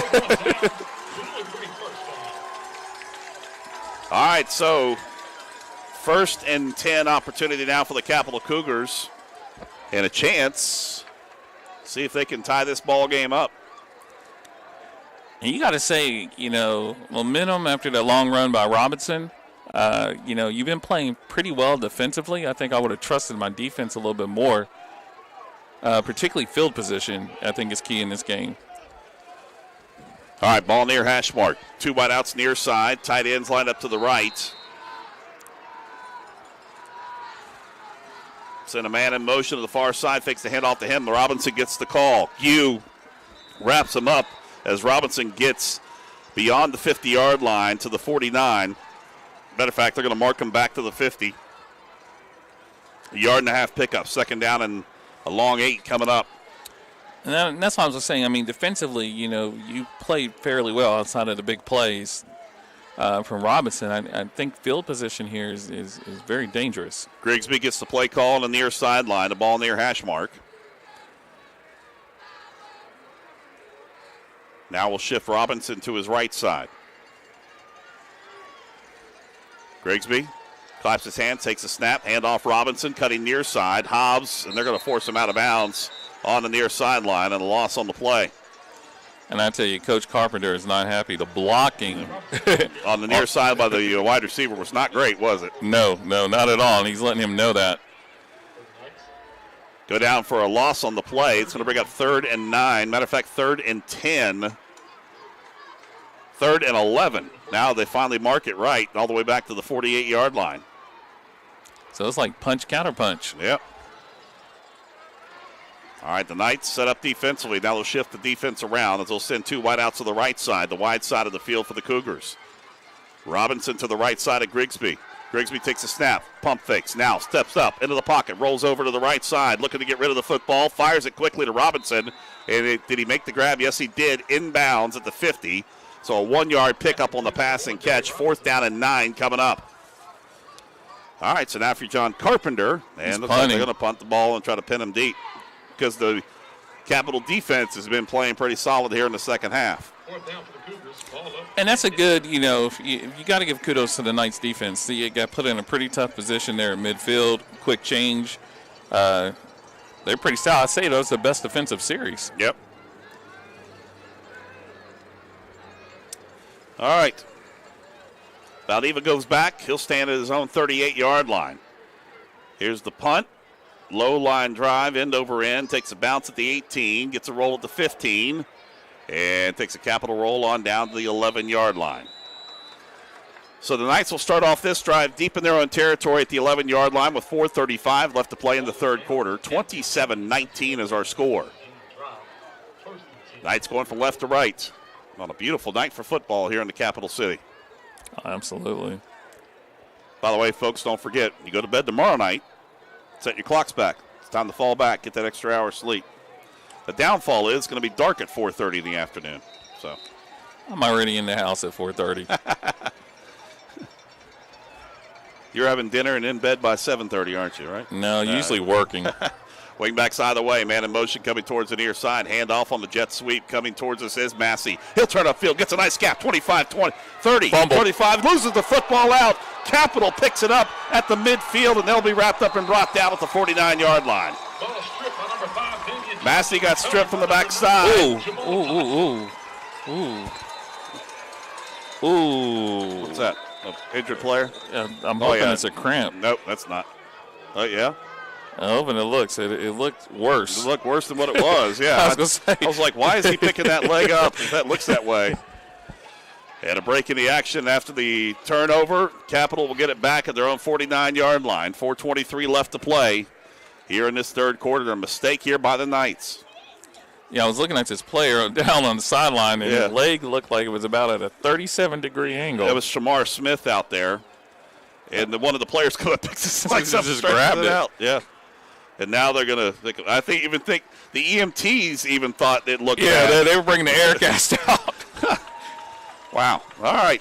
Actually, he'll walk off towards the near side, and it'll be 1st and 10 now for the Capital Cougars after the fumble.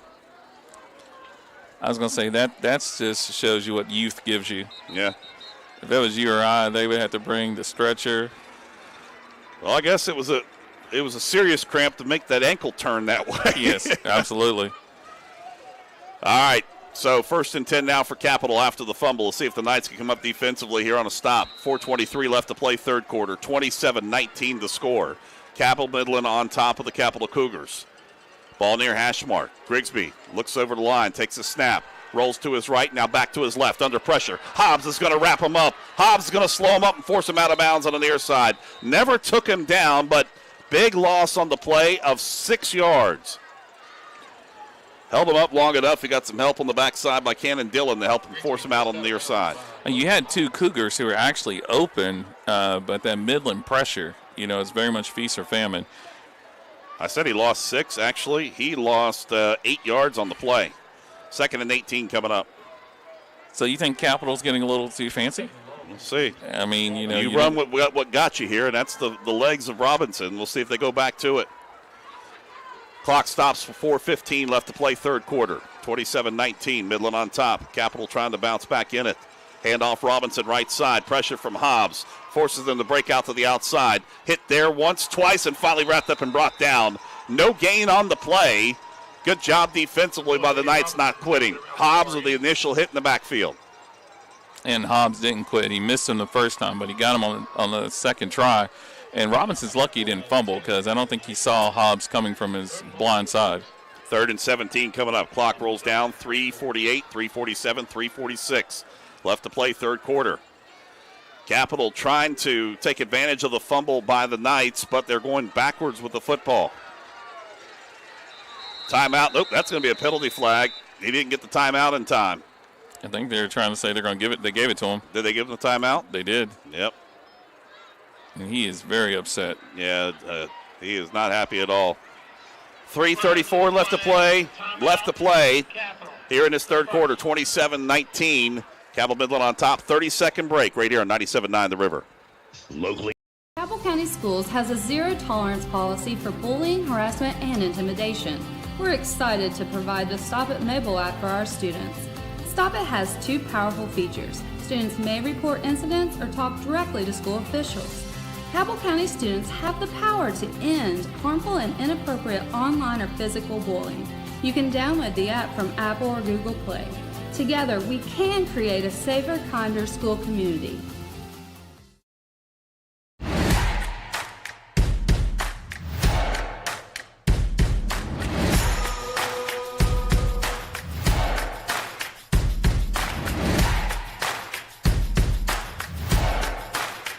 Hamilton Stadium. Capital is lining up for the 3rd and 17 play. All right, out of the timeout, Grigsby rolls towards the near side, looking to pass the football, looking deep downfield, nothing there. Now fires it deep down, looking for a receiver. Caught, almost made the catch over his shoulder. Penalty flag back down, but it was almost a beautiful catch that time by the intended receiver we don't have a name on. I don't think he wants you to announce his name. I think this one's going to go against Midland because Hobbs is going off with his helmet in his hand, or not going against Midland. This might go against Capital. Here we go. Penalty flag back at the 46-yard line on the far side. Illegal participation. Offense. That's why he was wide open. 12 players on the field. That's going to be an automatic loss of down. That brings up 4th.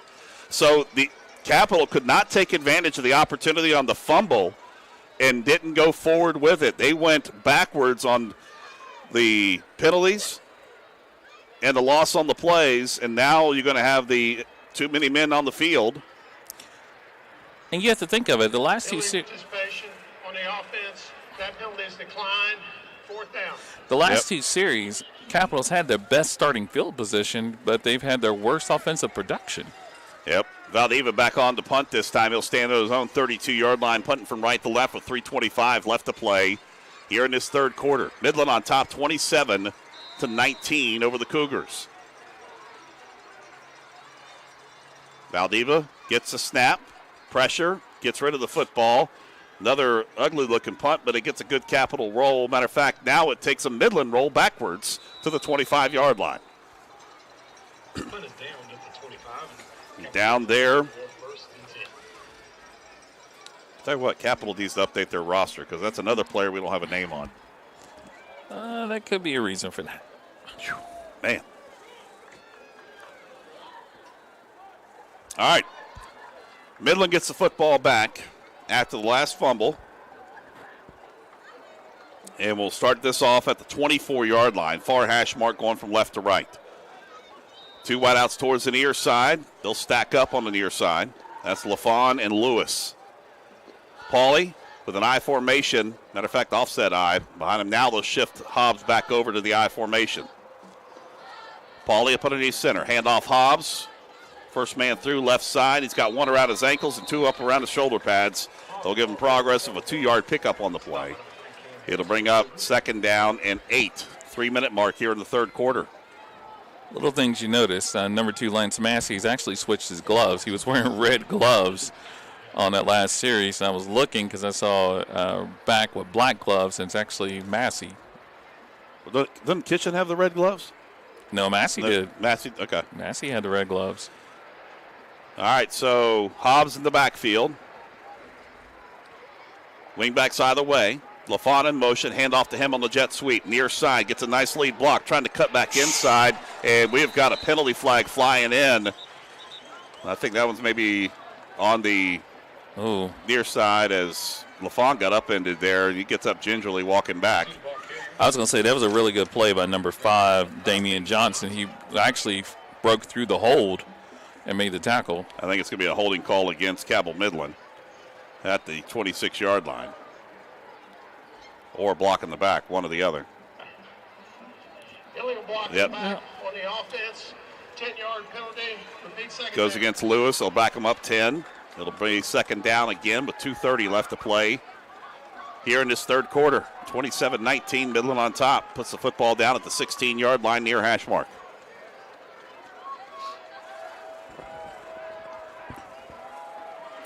Pretty decent crowd here for Capital tonight. I was going to say, this is old school football. Yeah. MSAC. Who gets punched in the teeth more, right? Man in motion far side. It's Pauly handoff to Dean. He'll sweep it to the left, trying to work behind the block, cuts back across the middle, gets up across the 20 to the 21-yard line. Not a big gain. Matter of fact, give him 4, make it 5 pick up on the play. 3rd down and long coming up. 3rd and 13. Do you dare put it in the air? A little too early to go really conservative, but you can burn more clock here, taking your time getting the play in. You could, but it also puts you in a position to possibly punt. So yeah. we'll see what they're going to do. Pauly runs over, gets the play call on the far sideline, comes back to the huddle, breaks the huddle. The minute 40 left to play as the clock continues to roll. Third quarter. True I formation lined up behind Pauly. Pitch coming towards the near side to Massey. Puts it in the right hand, cuts back across the middle, gets across the 30, dives his way across to the 32-yard line. And they're going to stay down at the 31. Fourth down and 4 coming up, and on comes the punting unit. To maybe punt. LaFawn was trying to come out, and they pulled him back in. Keep him off the field after he got banged up a little bit.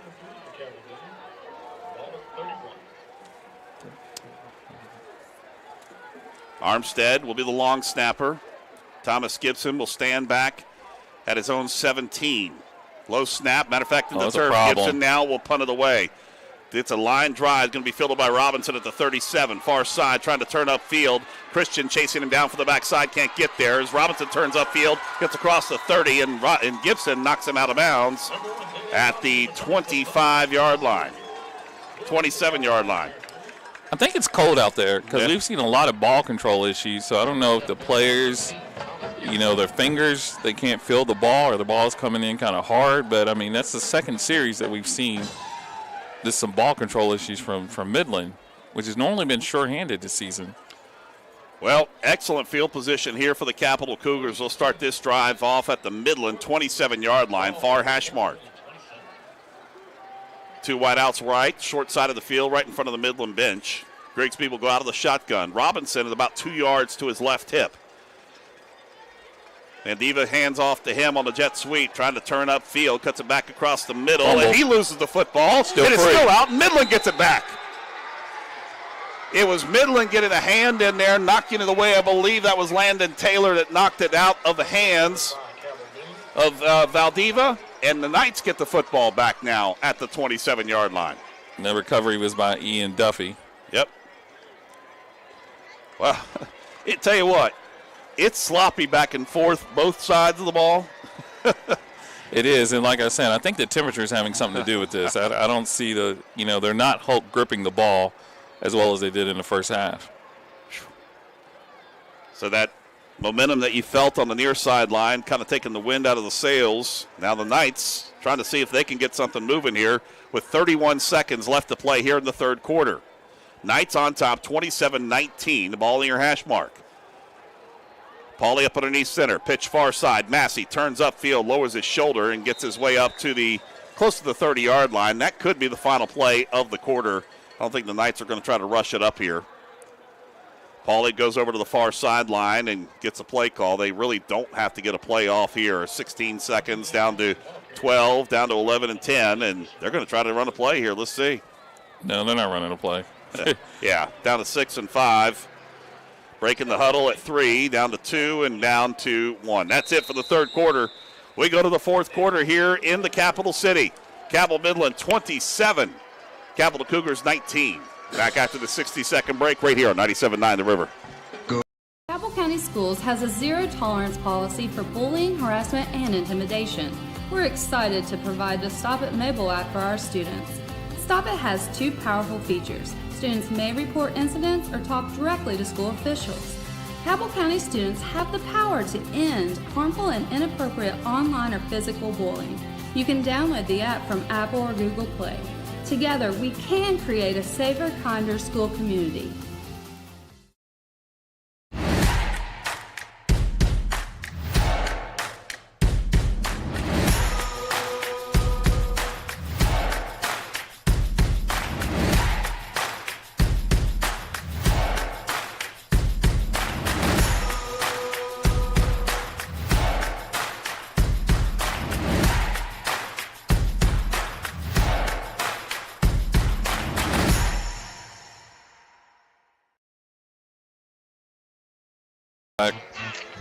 This is Cabell Midland football on 97.9 The River. New 12 minutes up on the clock. We go to the fourth quarter here in the capital city. It's Cabell Midland on top, 27-19. And the Knights with the football from right to left, looking at second down and 8. Ball at the 29-yard line. Pauly up underneath center. Single setback is Hobbs. Massey goes in motion. Handoff Massey right side. Trying to hit the sideline. Turns upfield. He gets upended over there as he gets to the 20. Football popped out when he hit the turf. The Knights will maintain possession after the 2-yard pickup. 3rd down and 7 coming up now for Cabell Midland. Man, this has turned into a really good game. Both defenses have been stepping up here in this second half. LaFawn will go out. Marcus Dean will check in for the Knights. Dean, wing back far side. Massey, wing back near side. Double tight end set. Marcus Dean comes in motion near side. Lead block from Hobbs, trying to hit the outside. Trying to break it, he does. Gets across the 35 to the 40. Nice step back to the right. Gets across the 45 and finally brought down at the 47-yard line there by Marcus Dean. 1st down for the Knights. And I think Cabell Midland really needed that. I don't think they could afford to give the ball back to Capital at this point in the game. They want to try to run some of this clock with this 8-point lead. And he kept it inbounds. Nice cut back to his right to keep it inbounds. And he got it all the way to the 47-yard line. 1st and 10 for Cabell Midland. 11:02 left to play here in regulation as they start the clock. Pauly milking the clock as much as he can here. Doesn't have a play clock, so he's got to kind of go off a little bit in his head with it. He'll send a man in motion. That is Christian. Handoff is to Christian, the freshman. Cuts back to the near side. Breaks a tackle there. Nice spin move at the 50. Still on his feet to the 45. Powering his way all the way down to the 41-yard line for the freshman. How about an 11-yard run and a 1st down run that time by Carson Christian. And I think they're going to keep him in. Tell you what, the freshman has been exciting this year. Oh, he has. He has. They got a roster from a couple of years ago. Yeah. Christian will line up as a wing back on the near side. 1st and 10 for the Knights in the 41. Christian goes in motion far side. Penalty flags fly in. I think it's going to be offsides. False start against Cabell Midland. You know, we haven't seen a lot of number 7 tonight. Caleb Kitchen. Yeah. Offense number 53, 5-yard penalty. Goes against Parlier from the guard spot. Might get him a sprint in practice on next week. Nah, he's cold. All right, moves the football back 5 yards to the 41-yard line. Make it the 46-yard line, sorry. 10 minutes left to play regulation. Knights on top 27-19. Knights lone score in the second half. Carson Gue, interception return for a touchdown. Handoff Hobbs, right side, cuts back middle, gets across the 45, back down to the 41-yard line, close to the original line of scrimmage. 2nd down and 10 coming up. Hobbs, ball carried. So if you're Midland, do you go to the line of scrimmage with any urgency? You milk it as much as you can right now. Especially what you've seen Robinson do with the football when he gets running.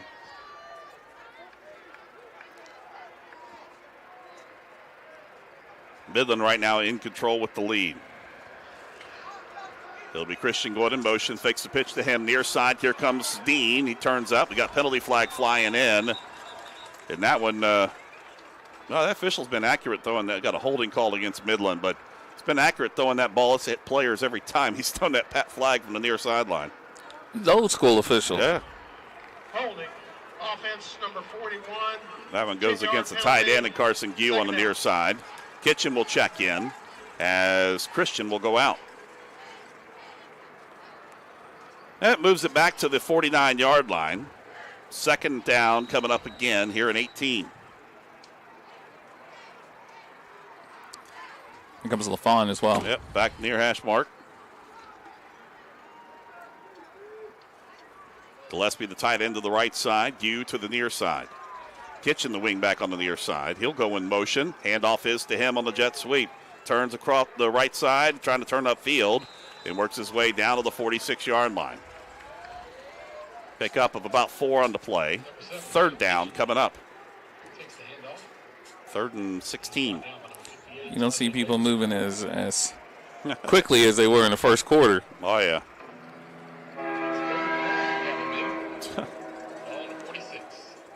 Gillespie will go out to the far side.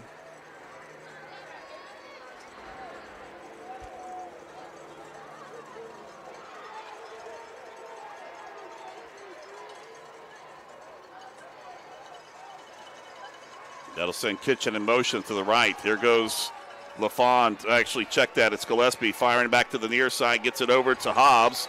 He slips and falls. He's And complaining about pass. something. Well, he's down, and he still got thrown back a little bit by the defender. When he tried to cut back, his knee went down and ended the play at the 45-yard line. So 4th down coming up. And let's see if Thomas Gibson can pin him deep here. He'll be punting from his own 40-yard line. Last snap was low, and it allowed Robinson to get a pretty good return.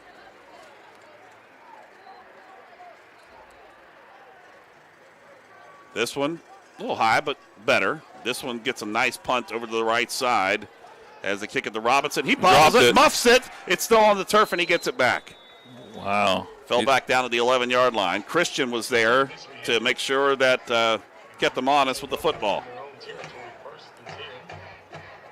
So what impact, you were talking to me, I categorized you as offensive lineman. He explained to me, folks, he's a tight end. Yes. He was a tight end.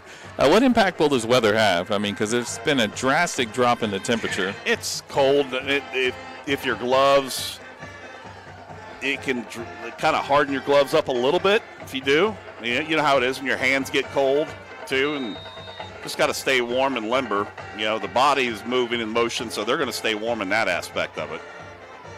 I think a lot of it too is just taking their eyes off the ball. We've seen a lot of drops that way. Quick pitch far side over to Robinson. He'll try to turn upfield, gets across the 15 and up to the 19-yard line. A pickup of about 8 on the play. Bring up the 2nd down and 2. Hitting the 7-minute mark here in this 4th quarter. Knights on top 27-19. But, yeah, I mean, on the gloves, it will harden them up a little bit, so you want to keep them warmed up a little bit, keep them limbered. That could force, the ball gets harder, when it gets cold. And that's what I'm thinking you're seeing. I mean, it just seems like when the ball's hitting these backs on these handoffs and then the receivers, I mean, it's just sort of hitting their fingers and they're dropping it. Grisby takes a snap, looks to fire back near side, sidearms. It goes through the hands, incomplete. Now, that one just went through the hands of the receiver because he was looking upfield. He felt the pressure coming there from Gibson on the coverage on the near side. We talked about the youth of Capital, and I think sometimes learning how to win is something that you have to. And that's what John Carpenter can instill in this team coming back here the first year. And, you and I talked about it when we started this. There's a ton of sophomore and freshmen on this team, a lot of underclassmen. And I don't think they've been in this position, at least with an opponent of this caliber against Midland. So this is their playoff game for them.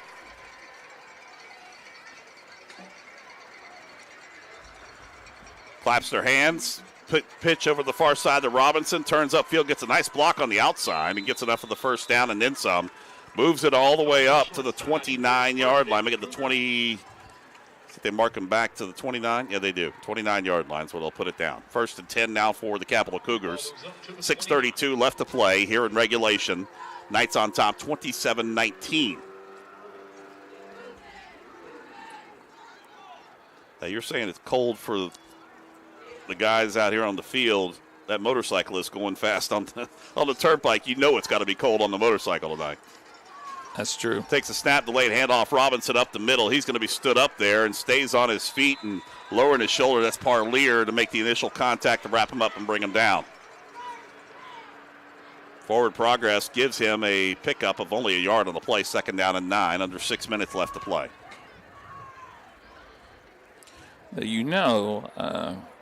Doing a little bit of math here, this game could end up possibly in a tie.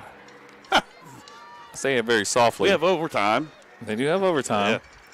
All right, 2 wideouts to the right. Handoff Robinson up the middle once again. Breaks the tackle there, cuts back towards the near side. Stiff arms the defender, but it's not going to get rid of him. Good job defensively. Elijah Pratt comes in and took the stiff arm and hung in there with him and wrapped him up and brought him down. Good help coming back on the backside with Marcus Dean. Marcus Dean delivered a blow. That's a loss on the play. 3rd down and 14 coming up for the Cougars. Ball at the 25-yard line. The ball now near hash mark. Grigsby gets the play call. He'll walk it back in. The offensive line already set up. They'll send 2 wideouts to the left. Takes a snap in the pocket, steps up, fires one-on-one near side. It goes incomplete. Oh, man. That time, and the penalty, no flag that time called. The near sideline. Pass intended on the near side. Now, I will say, good coverage that time by Cannon Dillon. The bad Paul is he did not get his head turned around. No, he did and not. And that's what the Capital coaching staff is complaining about. But he stayed right there with. I'm not sure he would have caught the ball anyway. But he didn't turn his head around. Yeah, they haven't caught anything all night. Yeah. But I tell you what, that's a pretty brave official because he was right on that Capital sideline, and he had to listen to all of them. And he's still hearing about it on the near sideline. All right, so it's 4th down and 14. They're going to go for it. Grigsby setting up the fire back near side, goes through the hands, incomplete. The intended receiver once again on the near side is Rush. He was also the intended receiver on the last time around. And he would have been short. Yep. I mean, I don't think that, again, that was not. I don't know if I would have. That was a poor read. Yeah, and I don't know if I would have went for it on 4th down deep in my territory with still 4:40 left to play. Because now you give Cabell Midland a very short field to work with. Only at the 25-yard line, ball near hash mark. And again, young team has to learn how to win. I think they got caught up still trying to argue that 3rd down play. I don't think they really truly understood down and distance where they were. Pauly up underneath center, takes a snap. He'll keep it himself right side and just powers the football down to about the 21-yard line. Pick up 4 yards. 2nd down, 6. Clock rolls to 4.5 minutes left to play in regulation. And I guess if you're Midland, at this point, you're just going to run the clock. Yep. Heck, you might just have Pauly do it up the middle every single time right now.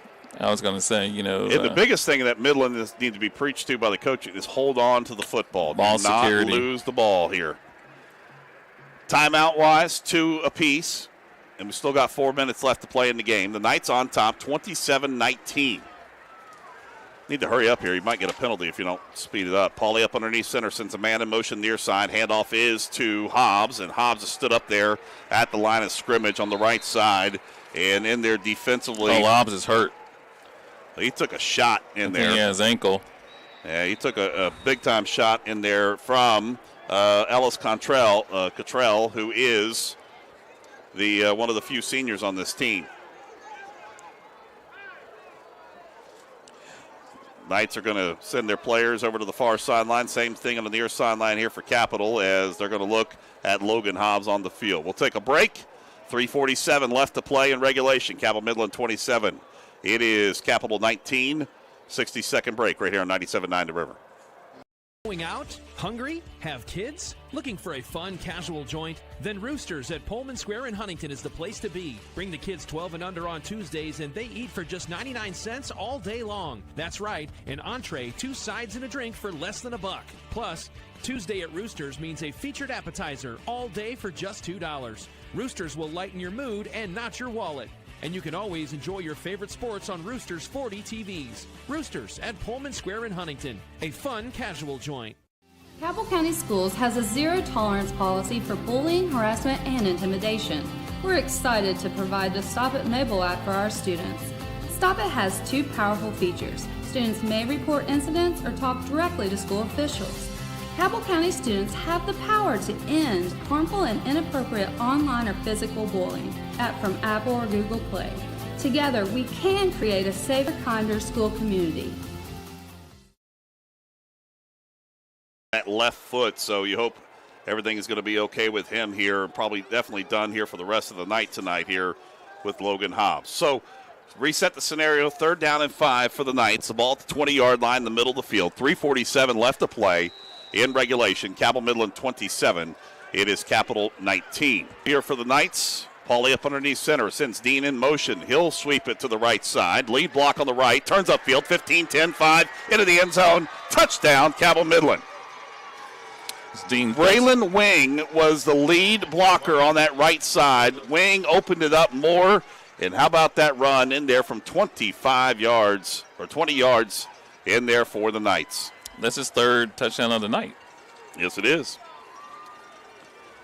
Marcus Dean, 3:32 left to play in regulation.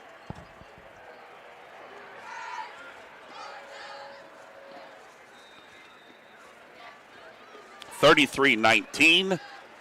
LaFawn on to attempt the extra point. Good snap, good hold, kick is up. This one splits the uprights. It is good. 3:32 left to play in regulation. 34-19. Knights on top. 60-second break. 97-9 the River. Need a lawyer? Then you need a lawyer who's in it to win it. You need Hill, Peterson, Carper, B. and Ditzler. We have a track record of winning millions for our clients. At Hill, Peterson, Carper, B. and Ditzler, we're in it to win it. Tony the Tailor is well known to have the best suits, jackets, and pants anywhere. But our strength is actually our sophisticated casual and sportswear. From Brax Pants and Emmanuel Berg sports shirts, Cole Haan and DiBianco shoes, Left Coast tees and Mac jeans, Johnny O sportswear and Len belts, we have what you need to look your best at work or at play. Tony the Tailor, downtown Charleston or online at bestmastertailor.com. Wendy's has new saucy nugs. And if Wendy's found a way to make their nugs even better, anything is sauceable! For a whole new way to nug, gotta be Wendy's. Open till midnight or later. The River.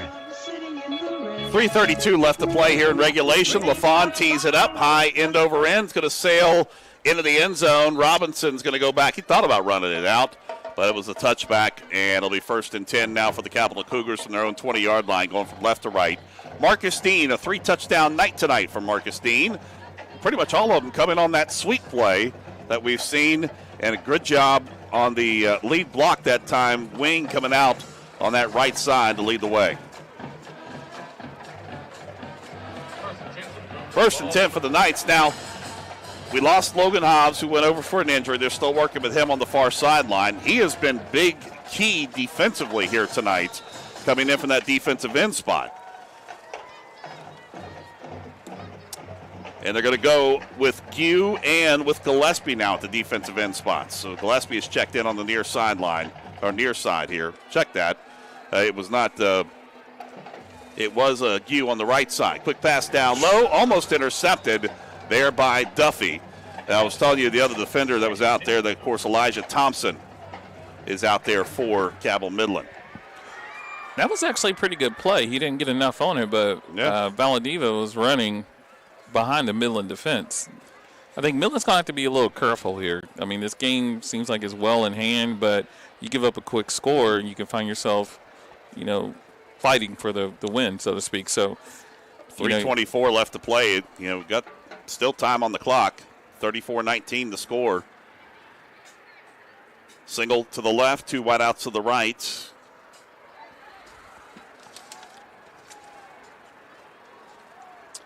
Grigsby takes a snap in the pocket, pressure. Now rolls towards the near side, looking to get rid of the football, tucks it and runs, trying to set up a block, and he'll get forced out of bounds on the near side. Staying home that time for the Knights was Elijah Pratt. And Thomas Gibson. Yep, on the near side. 3rd and long coming up. Matter of fact, 3rd and 8 after the 2-yard pickup on the play. Clock stop with 3:15 left to play in regulation. Rush will split over to the far side along with Valdiva. Ball near hash mark. Grigsby takes a snap low, and penalty flag. That's interesting. Comes in from the umpire, and that's going to be against Capital. False start. Offense. 5 yards. 3rd down. 3rd down on it. I hear a lot of words here. Capital keeps going backwards. And I got to tell you, Capitals had their opportunities in the second half. They've just not been able to execute. And with a young team, you learn and build on that for the future here, and they definitely have a lot of room to build in the future here. Grigsby walks back in, the freshman, quarterback spot. 2 wideouts left. Robinson to his right, takes a snap, claps his hands, rolls out, steps into the pocket. Now feels the pressure, near side, penalty flag. I think we're going to have a face mask. And then who got the shot in the knee down there the last second? I think that's Thompson. Yep, he gets up.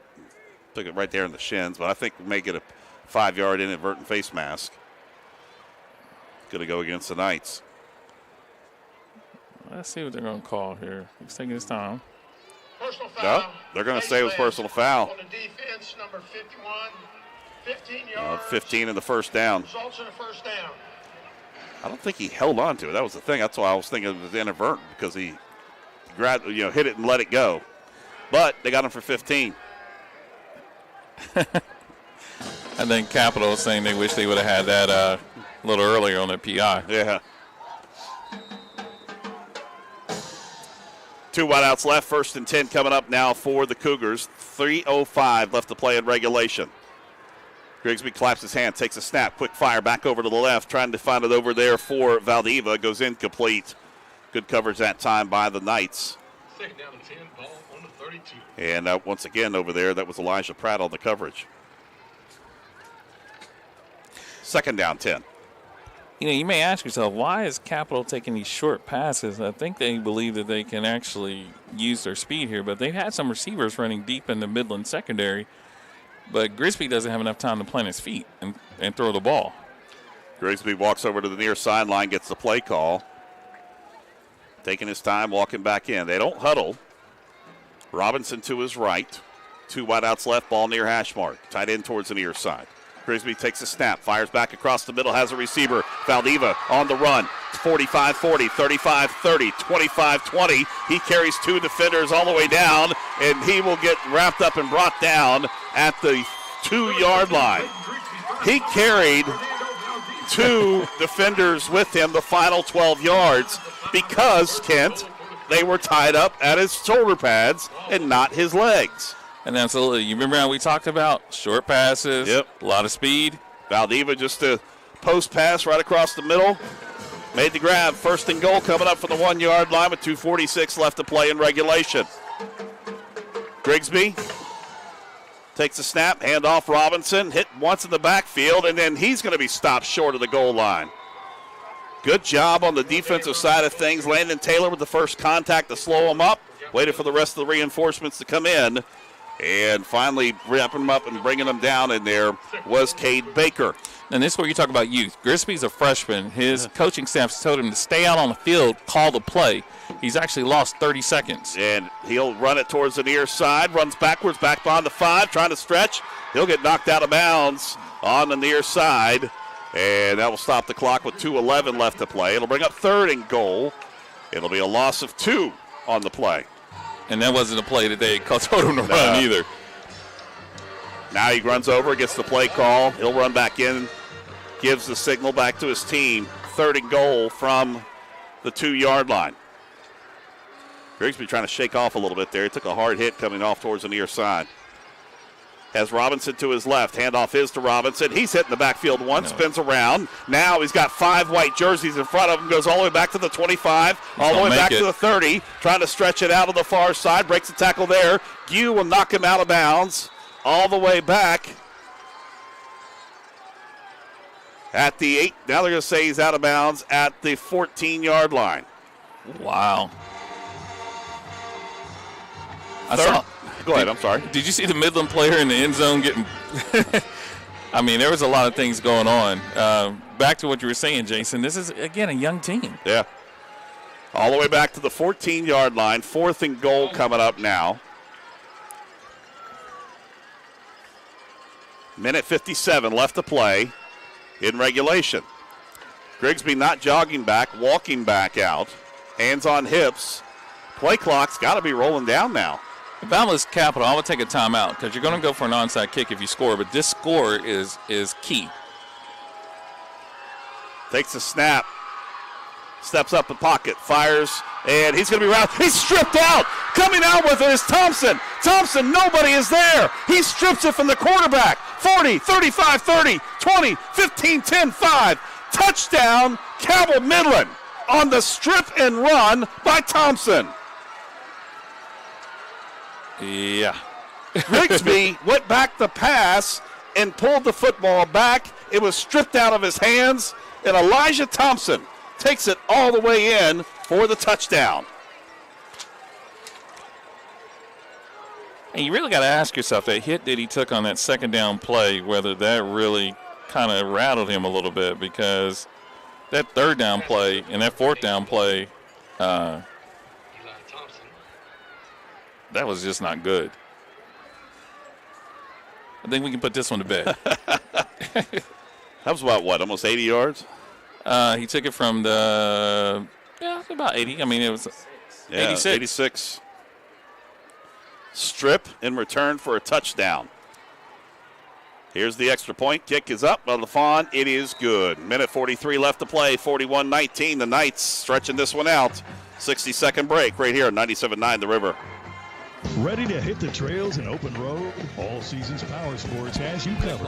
Going out? Hungry? Have kids? Looking for a fun, casual joint? Then Roosters at Pullman Square in Huntington is the place to be. Bring the kids 12 and under on Tuesdays, and they eat for just 99 cents all day long. That's right, an entree, 2 sides, and a drink for less than $1. Plus, Tuesday at Roosters means a featured appetizer all day for just $2. Roosters will lighten your mood and not your wallet. And you can always enjoy your favorite sports on Roosters 40 TVs. Roosters at Pullman Square in Huntington, a fun, casual joint. Cabell County Schools has a zero-tolerance policy for bullying, harassment, and intimidation. We're excited to provide the Stop It mobile app for our students. Stop It has 2 powerful features. Students may report incidents or talk directly to school officials. Cabell County students have the power to end harmful. The freshman getting the tutorial here tonight. And Grigsby for Capital. I mean, I think this series sort of, encapsulates the Capital season.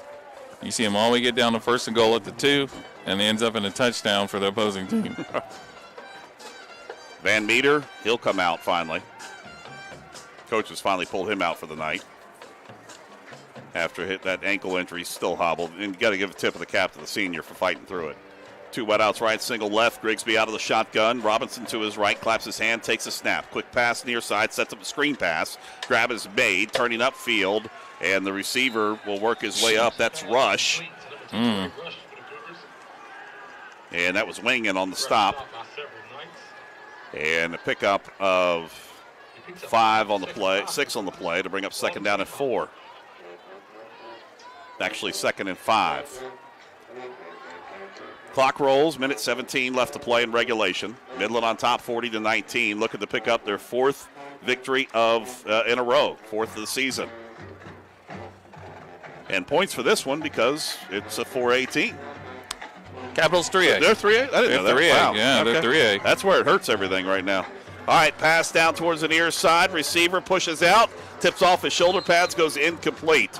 Good job again defensively on the near side, and he's been doing it all night tonight. That has been Cannon Dillon, and the juniors played tough tonight. Yeah, he does. He stayed right there with them and knocked it down and went off the helmet side and rush. Sideline warning on Capital. 53 seconds left to play here in this 4th quarter. 3rd down 5 coming up for the Cougars. This is one of the first games that the band and the cheerleaders for both teams have actually stayed till the end. Rush towards the near side, single wide out, ball near hash mark. Here's the snap, pass back near side, almost intercepted on the near side. That was on the back hip there of Dillon. Dillon on the coverage, but on the back hip of Rush. And Dillon just a kind of a quarter of a step away from taking that one back to the end zone. That kid's played tough tonight, and he's been targeted on a lot of plays. 4th and 5 now for the Cougars. Yeah, you're right. They could have taken a knee. Yeah. They could have ran the clock. This is what Jason Toy hates, folks. All right. Grigsby takes the snap, fakes the handoff to Robinson, rolls out to his left, looking to step up, fires, takes a hit from Thompson and throws the football away, and they'll go incomplete. Turn it over on downs. The Knights will take over at the 25-yard line, and they can take the knee now and send this one home back to Ona tonight with Cabell Midland. Hopefully they'll take the knee. Yeah. Started off the season 0-5, have won 4 straight. Opportunity to finish off the regular season next week if they can pull out a win against Riverside. They can finish out the regular season at 5-5. under first-year head coach John Ashworth. And Caden Pauley will come in.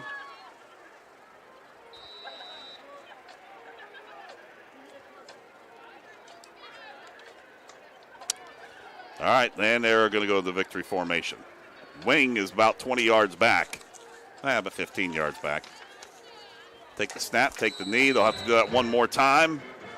And we'll get ready to wrap it up here tonight. Knights got tested pretty good.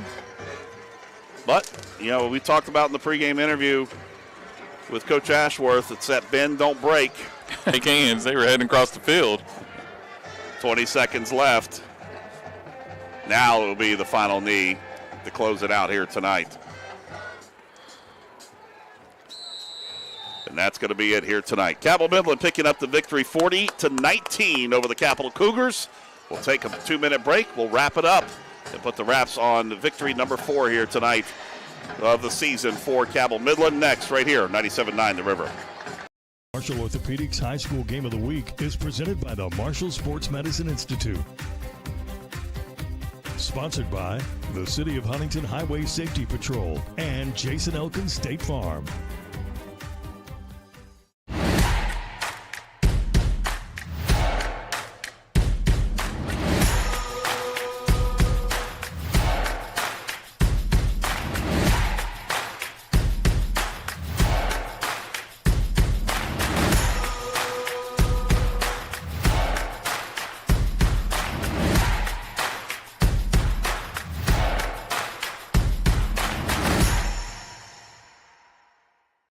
Wendy's has new saucy nugs. And if Wendy's found a way to make their nugs even better, anything is sauceable! A whole new way to nug. Gotta be Wendy's. Oh, later. Marshall Orthopedics High School Game of the Week is presented by the Marshall Sports Medicine Institute.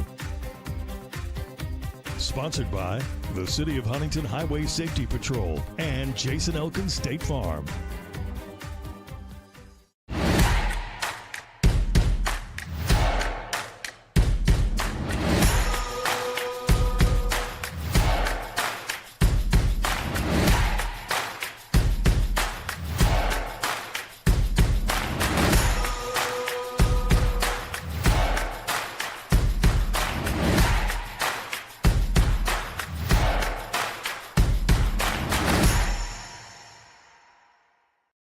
Wendy's has new saucy nugs. And if Wendy's found a way to make their nugs even better, anything is sauceable!